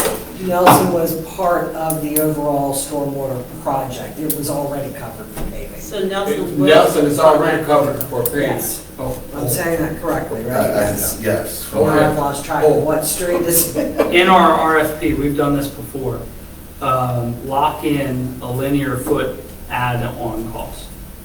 I know that we've benefited from that before in the past. Let's get- Yes. Yep, what each linear foot would cost us Right. for additional paving. Yes. Yeah, we get them to bid it based on the linear foot rather than the project.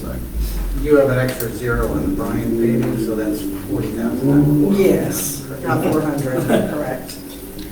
Jimmy, so I'm just, I see Esham has been, I was in this fiscal year, and I think it might have been maybe in last year's. The state of that, can it wait? I mean, I guess it's what. Yes, I think the state of the road can wait. especially since the other roads that we actually are gonna be repaving are tore up and are covered with millings. So I don't think, when the list is kind of, we're evaluating, we took streets, these were the Esham, Cedar, not Esham, Pine, Cedar, Franklin, Nelson. Byron, Brian. Bryan, and Nelson were like the top 5. At the time, we couldn't pave them because Jamie had work to do. So then we went to the next 5 to 10, or 6 to 10, and Esham fell in that kind of category. So that's when then the funding came through for Jamie to do his project. So then, but additional funding needs to come in from this part of this to complete the project of what Jamie's working on. So yes. the street is not deteriorating to the point that it's potholes or stuff like that. But it will still survive a couple more years of traffic without. Thank you. Any additional questions for Jimmy? Okay, let's open it up for public comment. Motion 2024-26. Seeing none, we'll take action. Motion to approve 2024-26. So motion by Councilmember Orris, a second by Vice President Burrell. All in favor, say aye. Aye. All opposed, let the record reflect that motion 2024-26 passes unanimously. Thank you. All right, up next, agenda item 9, Berlin Fire Company quarterly report. Thank you, gentlemen. We have President David Fitzgerald and Chief R.J. Rowe joining us this evening. Only an hour long. It's an awful lot in an hour, though, actually. Hopefully you got something to share. On the Chief. Good evening, RJ. Let Chief Rowe start the first part of the operations report, and I'll do the admin report. You guys have the slides. In-town call responses, 26 calls, it was 35% of our calls overall, 48 of them were out-of-town calls. This is a little bit of a decrease this time of year, about 14 calls that were in town decreased for this quarter. Busiest days were Saturdays, followed by Mondays, and the busiest time of day seemed to be about 7 to 8 p.m., between 6 and 8 p.m. overall. And 8 times we had 2 or more fire calls at the same time. And last year, this time was 12 times that we had 2 or more calls. Our average response time is 3 minutes, 59 seconds. This is an increase of about 1 second from the same quarter last year. So we're taking us a little bit more, but we're still moving forward. All right, so on the administrative side, the total manpower, so this is just the volunteer manpower, a little over 661 volunteer hours on emergency calls and almost 780 hours on non-emergency calls. So 1,441 hours that volunteers were leaving their home or doing whatever. And again, I put the note at the bottom, many other hours for standby admin time. The report we run is only when we use our electronic system and our key fob to record our time. The chief goes up and spends an hour up there doing something, he's not taking the time to write all that down. We would be overloaded if we recorded every bit of our admin time, time running errands, etc. Was a decrease from last year, but as you heard in the chief's report, a little bit of call decrease. Also, I wrote holidays, and why the holidays decrease is because all those Mondays that holidays fall, we don't have our members come to the firehouse and do things on holidays. Most of them have kids out of school, or they work a job where maybe they're closed, so why ruin that holiday? I just finished a nice class on recruitment and retention, and it talked about all sorts of things, and this was one of them. Recognizing your volunteers on holidays, trying not to interrupt, and even looking at days that school is out, looking at your volunteers and see how many have school-age children, and trying not to schedule things when their school is out, because they're already probably had to take off work or make some arrangements. So it was a good class on recruitment and retention, and I've got a lot of notes to share with our officers and our board members. The budget highlights, the revenue, we're right on, as far as our budgeting. The revenue overall for donations evens out. The categories are a little, less in annual donations, but increased in memorial donations. We've had some people that have passed away, it's hard to budget that, and we've been very gracious of their families, or they have put in their wishes for donations to come to the fire company. Our fire responses, and we had a discussion at our last meeting about that. We still don't get much of that, and we've had to discuss, and again, it'll come back to what you all fund, and if you're able to start funding some capital, how we continue to do that fire response invoicing. Fundraising is right as our expected estimate. We'd have a little less in our events because we're having less events, but we are promoting that conference center and the firehouse banquet hall at the conference center. And I can tell you, over the last week, three or four emails per week we get about that conference center. So I will share just an out loud concern. We certainly support the new building that you're looking at building, the conference center. But if you build that and you start not renting that, that could affect our revenue. What are you just have to come out. Oh, the Yeah. community center. Because, so I just want to say that, because again, you'd be competing if when this comes, and we're supportive of it, so I don't want it to come out negative, we're supportive of it. So when you have an alternative, let's try to work together about what fees we're charging versus what that might charge. And I know that's many years down the road.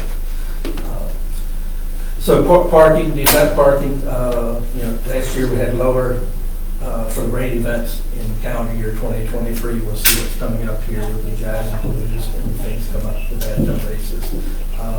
The biggest problem we have is people not paying, and we've tried to address that at the firehouse, but it takes volunteers, as I just said 2 minutes ago.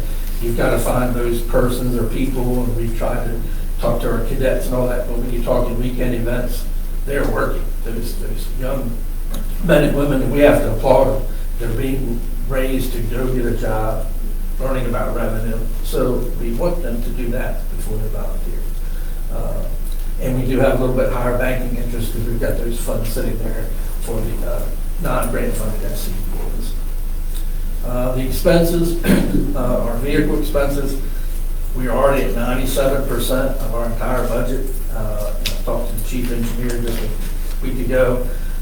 We do have another $5,000 of mandatory tire replacements, and our building maintenance is over. We just found out that our building generator has about $5,000 to $7,000 worth of repairs that has to be done to it. We have to have it. So concerned there about two categories being over budget, with everything else being at budget. How that's going to flush out here during the last quarter. Capital replacement, that's just a review. We've talked about that before in our continued request. So just a FEMA grant update. They're still evaluating. I just came back and briefed the chief on what I found out there about the new standard and how the vendors are trying to meet that standard. So we're still in the process, and chiefs have another evaluation scheduled on May 6th. Any questions on fire? All right, EMS?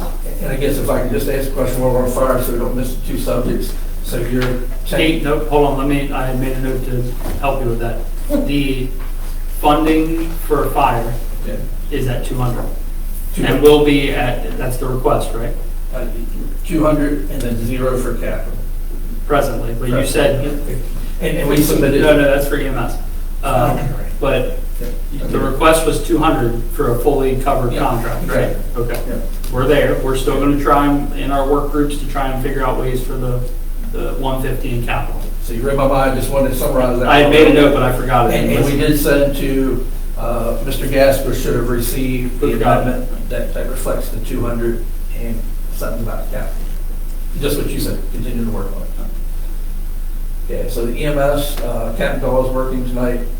So the ops, 298 in town, which is 63% of the calls, 176 out of town. So we're still at that. Again, we rounded to 60-40, but at 63%, 37%. was up an 8-call decrease from last year, and a 3.34% decrease in calls. But we're still around that 60/40 that we all use as a round number. Transport is still about over 75% of the calls are transported, and 66 non-transports. It was an increase of, even though we were down in calls, we're transporting more people. So that's an important note to let you all know. The calls might have went down a few calls, but we're transporting 57 more people to the hospital. Busiest days, Mondays and Tuesdays. Busiest times, right at lunchtime between 11 and 12, and 10 to 11. Overlapping calls. We had an issue with the state report again, and I reported it to them, so as soon as we get it, we'll send you an email with the overlapping calls. They're aware of the problem. They escalated all the way to the vendor.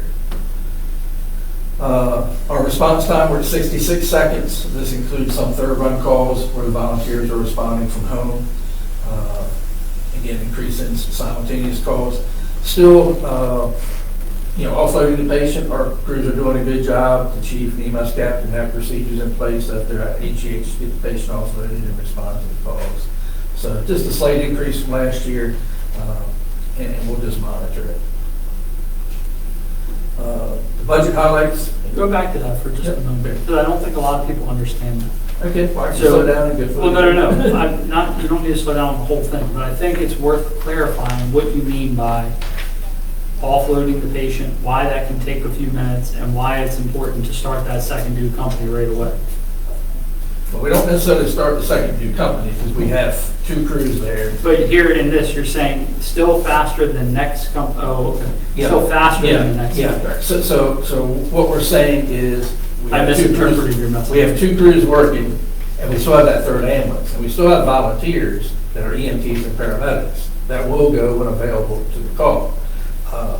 But the chief and the EMS captain, put operational procedures in. I just say don't be fooling around the hospital talking to your friends and all that, which they don't. But offload as soon as possible so that when another call comes out, and if it is that third call or that second call, and it's right across the street from the hospital, maybe at the Victoria Apartments, they can slip across the street real quick. I misinterpreted. If we had to wait for showers and ponds, that's going to be a travel time plus the emerging time. That's okay. So to revenue, good news, our donations are over, so that's the good part. The invoicing, we're in the state, not the state, the nation, the Medicare nationwide system has experienced some issues, and every Medicare call now has to be reviewed manually. They have people at our level, at our billing company's level, so it is slowed down. And we had a decrease of $25,000 in revenue last month, which was pretty strong. But it's temporary. We just hope it resolves itself. They told us by today, April 22nd, we'd have an update, but I didn't see an email. And that's across the country. And I was just at a nationwide conference and talking with different billing companies, and that was the buzz of their little visits.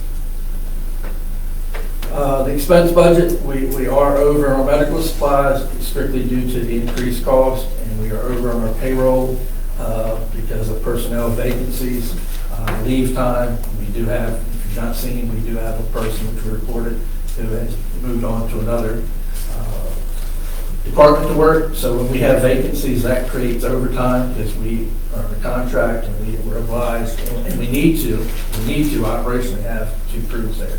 So we cover that with overtime and part-time staff. So we're currently over, and we're over on vehicle maintenance. Again, that's because of the age of fleet. So we're watching the end of the year very closely to where we're going to fall at the end of the year.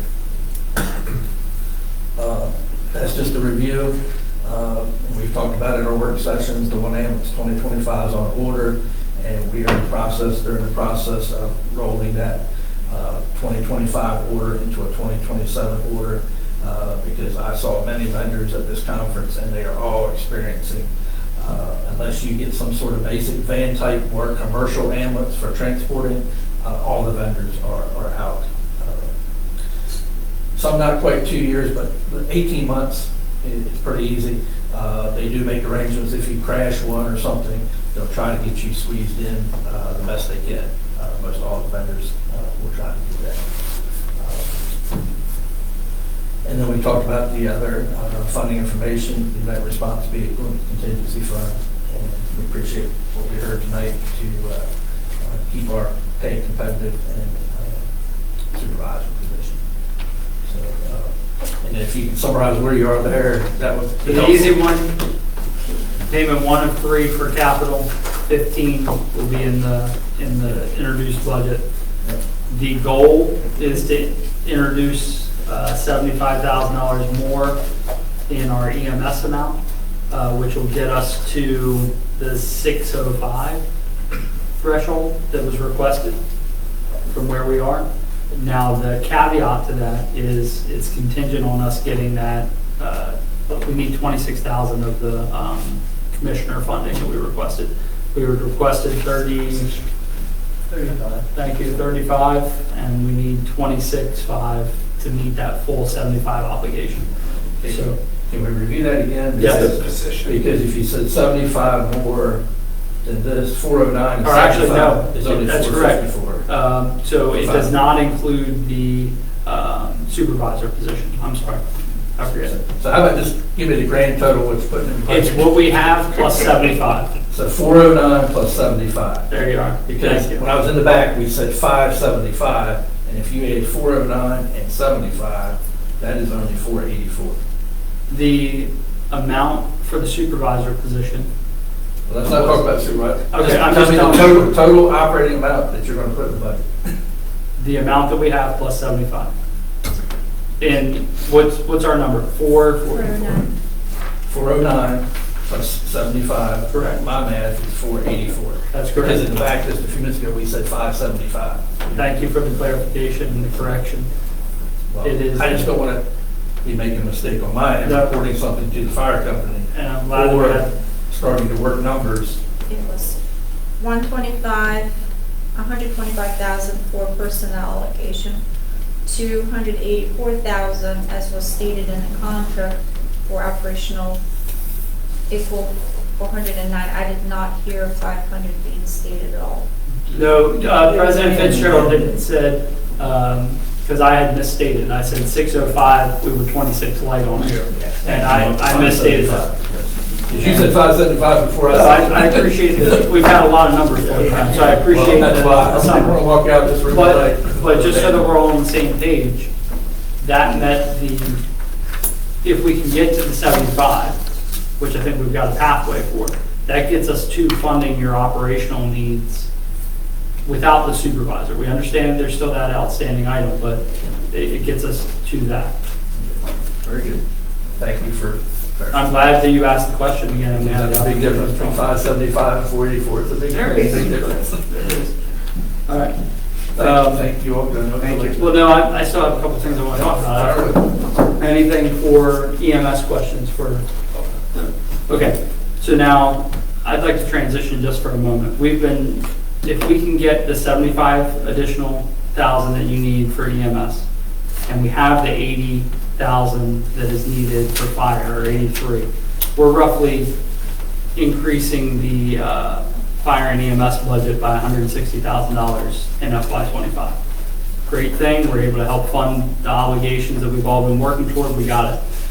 Now with that, I hear in the presentation with Fireside, with your fundraising, that the parking side of things, your revenue projections are down because of rain events and things of that nature. It's hard to get volunteers to work, I hear it. Now with that, the town is trying to meet our parking obligations that we have downtown. And we understand that, well, we have a subcommittee that has been working to explore that a little bit further and meet with some property owners and things of that nature. It's comprised of the town administrator, town attorney, myself, Councilmember Nair, Councilmember Green. I, over the weekend, had the idea of your grass lot behind the firehouse and the administrative building. It's used for overflow parking sometimes, but largely it's not used for parking. With that, what I would like to propose, not for solution this evening, but maybe at our next work session meeting, is that we explore moving that over in a lease capacity, nominal lease capacity to the town for overflow parking, that we can maybe make some improvements to and maybe meter. And then with that, the metering costs, once we cover the capital side of things, could go toward your capital improvements that we're trying, or capital equipment costs that we're trying to fund. Is it gonna be enough to hit the 150? Probably not. But if we could use that revenue in a way that could help the fire company achieve their capital costs as well as address the parking considerations that we have, we'd like to try and do that. So maybe start having that conversation at your level and then come prepared to our next work session meeting, prepared to talk about that.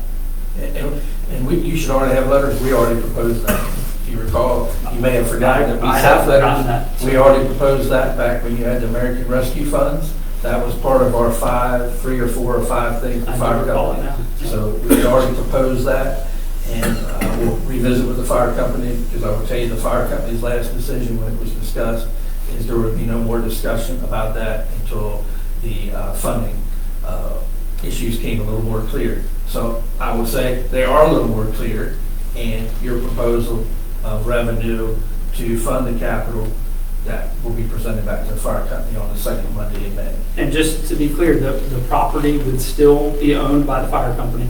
The one thing is that we would ask that the lease be for a duration of time to the town, and that the capital funds could be used for those capital costs.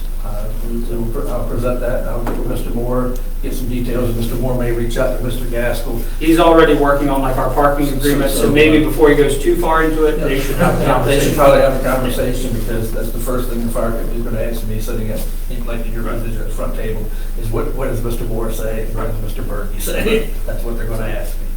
So, but yes, we had presented that several years ago. Good. Not the second part. What do they say with, what's old is new again? Yeah, that's So, okay. there we are. Thank you for revisiting that. Thank you. All right, wonderful.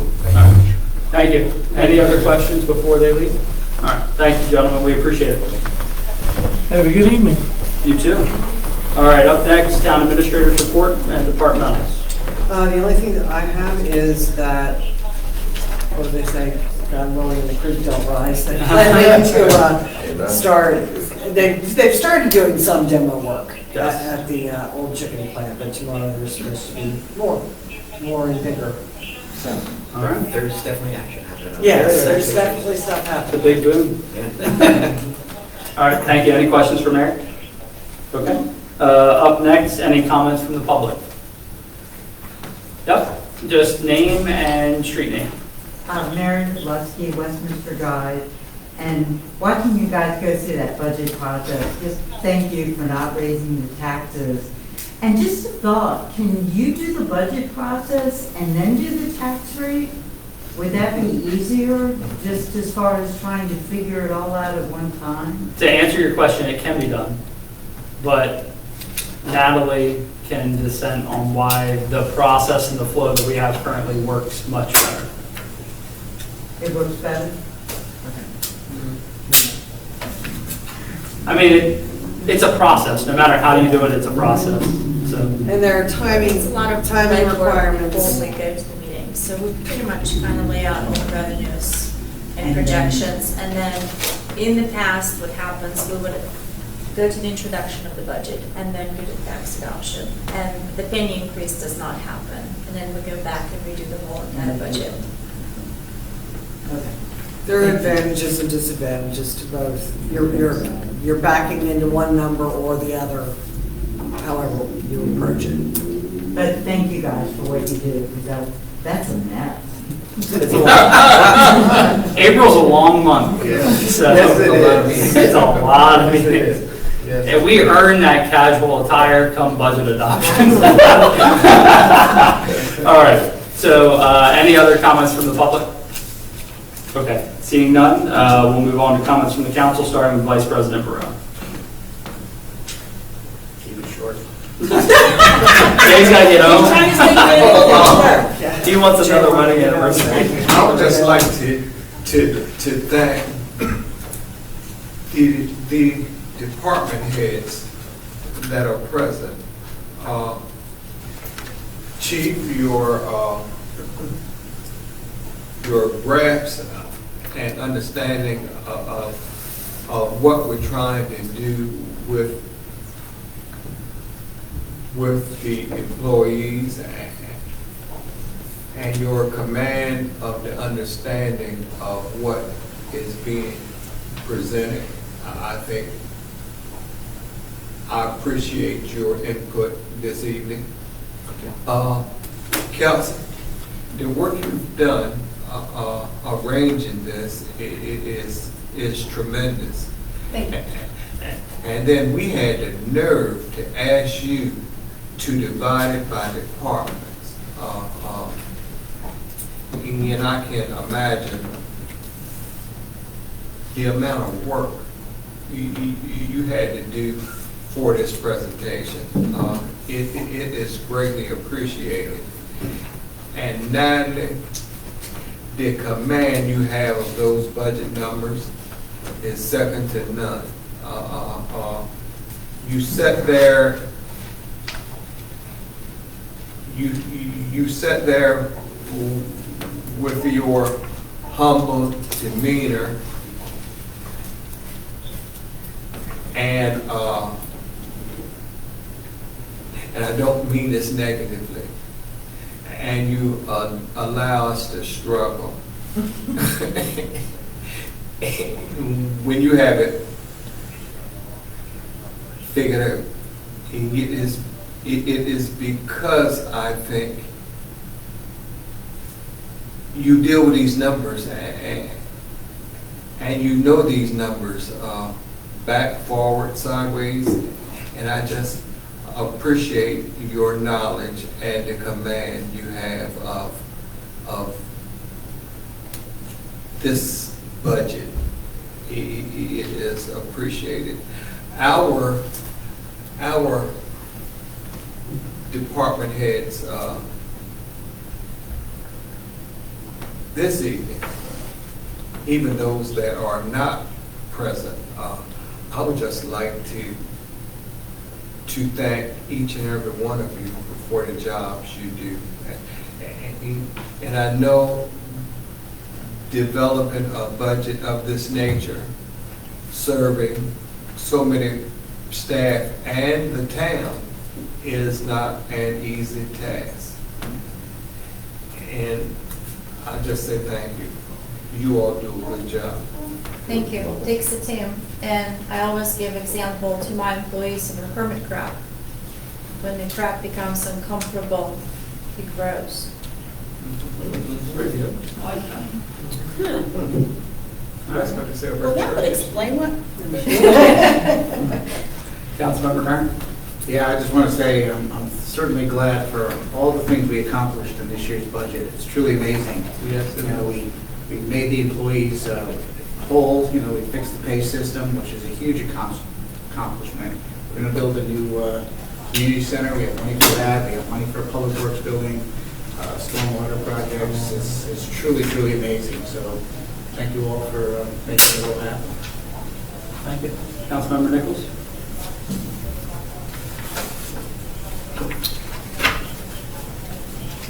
The words can't even express how I feel. These guys have set a great deal. Ladies, gentlemen, department heads, town of Berlin. Whew. Yeah, great job, friends. You've done it. I think. We've done a pretty darn good job. I really Councilmember Wars? I don't really have anything, but I'm going to echo everything that's already been said, and I'm sure what Steve is going to say I will agree with. So I don't have anything else other than thank you and good job everybody on the budget. Yeah, I'll send my personal gratitude as well. And I'm really proud of what we've done. I think, you know, it's not good form to compliment ourselves, but I think we do probably deserve a little bit of a compliment. I mean, it's ugly. It's ugly at times, but that's transparent. You know, I think that's the only thing we can definitely pat ourselves on the back. We're transparent with, you know, how we go through this. You know, I think we look at everything, and you know, with the assistance of this, you all, we have to make the tough decisions. And I think I'm very at peace with what we did tonight. And on another note, I just wanted my residents. So I picked up 7 "Sell Your Home" signs this morning on my walk. The yellow signs. I was going to bring it, but I didn't want to get the phone number out. So I called the phone number, and they don't care, of course. But I would just encourage our residents to pull them up. I pulled up 3 on Flower Street today on my way back from school drop-off. They're just like the campaign signs. They're placed in yards on telephone poles. So I guess I would say I like to pull them down, but or maybe call town hall. I guess would probably be the safer thing. But you know, that's all Mission Pines as well over the weekend. So the folks, they don't care. They just put the signs up without permits or anything like that. But it's not what we want in our community to sell your home, avoid foreclosure. It's some of the stuff that we heard at the strategic plan sessions about those concerns. So you know, I think take them down, pitch them, but that would just be my advice. So. I think Well, that, they're putting them up without permission, so Right. absolutely. Yeah, it's like pulling dandelions. I will say that there was one this afternoon at Cedar Avenue and William Street.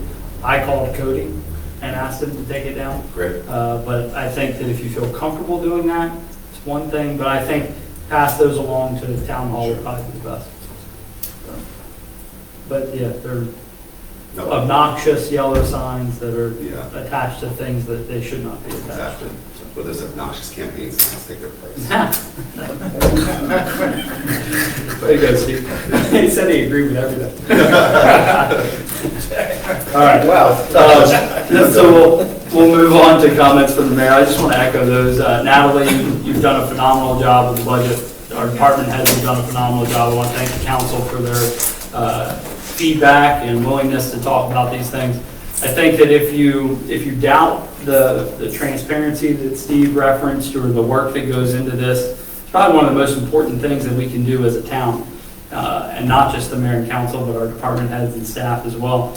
Crafting a municipal budget that projects the year ahead, a balanced fiscal budget that puts the year ahead, and making sure we push the needle on some things that make Natalie uncomfortable in the revenue projection side of things. But holistically, we have a budget that is not, that is relatively conservative on most of our estimates. So I think that we've charted a path for FY25 that really is achievable and balanced. So I appreciate that. I think we've kicked the fire company can down the road other years. We've funded that through things that are not, we've funded reoccurring costs with one-time money in previous years. We've been able to fix portions of that this year. Not to mention some of the capital things that we're doing, some through bond financing, some through good, solid savings. I feel great about FY25, and I feel great about the work that we all do together, meeting some of the challenges, but also knowing that, hey, we can't take it all the way, right? We do have to operate within the confines that we do have in a realistic capacity. And I feel like we've done that. So thank you to my colleagues, thank you to our department heads, the public, and all of our employees. So We I just appreciate need to work on the public involvement in the I budget agree. process I a agree. little bit more. I would like to see the public come to meetings more, participate more, express their opinions and ideas in the projects. It's their town, we need to hear them. I would like to have public, at least maybe some committee created that would like to come to our work sessions, even meet with the departments before the budget. We're missing that part. I don't see many people coming to the budget meetings. And maybe what we can do as part of you're bringing up a great point that I think has resonated in our strategic planning Yes, process. absolutely. That maybe we take that on the road a little bit Yeah. and maybe have that meeting at St. Paul's, have that meeting at a school, Yeah. and just really give the public a chance to understand. Plus, we want to try and do that Citizen Academy, so maybe folks can start to understand the work that's happening in each one of our departments and how that fits in the budget. But I think it's a great point. I like Is it the just- idea of the Citizens Academy. Oh, I'm sorry. I like the idea of the Citizens Academy. Part of my brain was also thinking, I know we can't do touch a truck in each department. You know what I mean? Something like, come and tour in small groups. Because it made me think about when I did my world tour, as I call it, my first time around, visiting the department, actually riding in the truck and doing the things and scooping up the dead animals. Where did he go? Scooping up the dead animals and literally going down in there and cleaning the sewer. Those things, I'm not saying we need to have citizens down in the trenches, but having them actually see the different places and how this actually works and put it together, I think would truly give a better understanding. And like even the electric parts, not just seeing the trucks, but knowing that these guys walk out in the yard and are jumping over tires to try to read your meters, it might make you understand a little bit better. Cut your bush. So, I mean, you know what I mean? The Citizens Academy, but also, I don't know how we would do that. Oh, today is tour finance department. We will take 15 visitors, or whatever. Just a thought.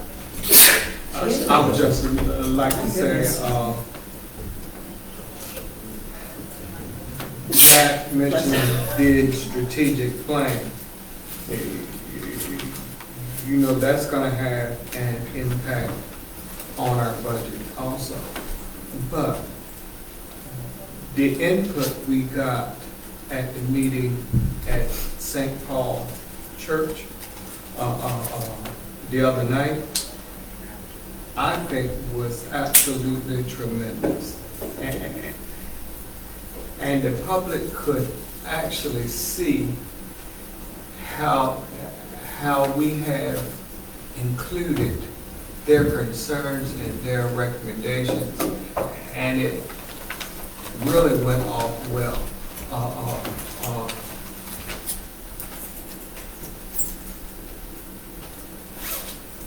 Demir and Natalie talked about including trying to get more community participation. Ian Demir said it.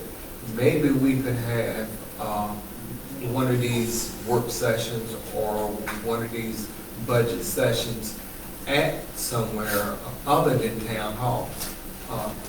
I think that is a great idea. What we're hearing from the plan, I think it's a good point. Yes, it is. And thank you to everybody that did come out to both of those input sessions for the strategic plan. All right, comments from the press? Mary, you want to go? I'm going to keep going. Hey, I think it's cool. All right, up next, Vice President Burrell. Move to adjourn. Second. Motion by Vice President Burrell, second by Councilmember Nur. Everybody's in favor. Okay, Jay, go home. That's right. Everybody, come on.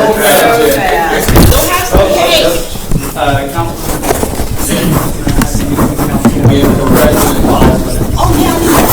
Good. I think it might be about what I'm.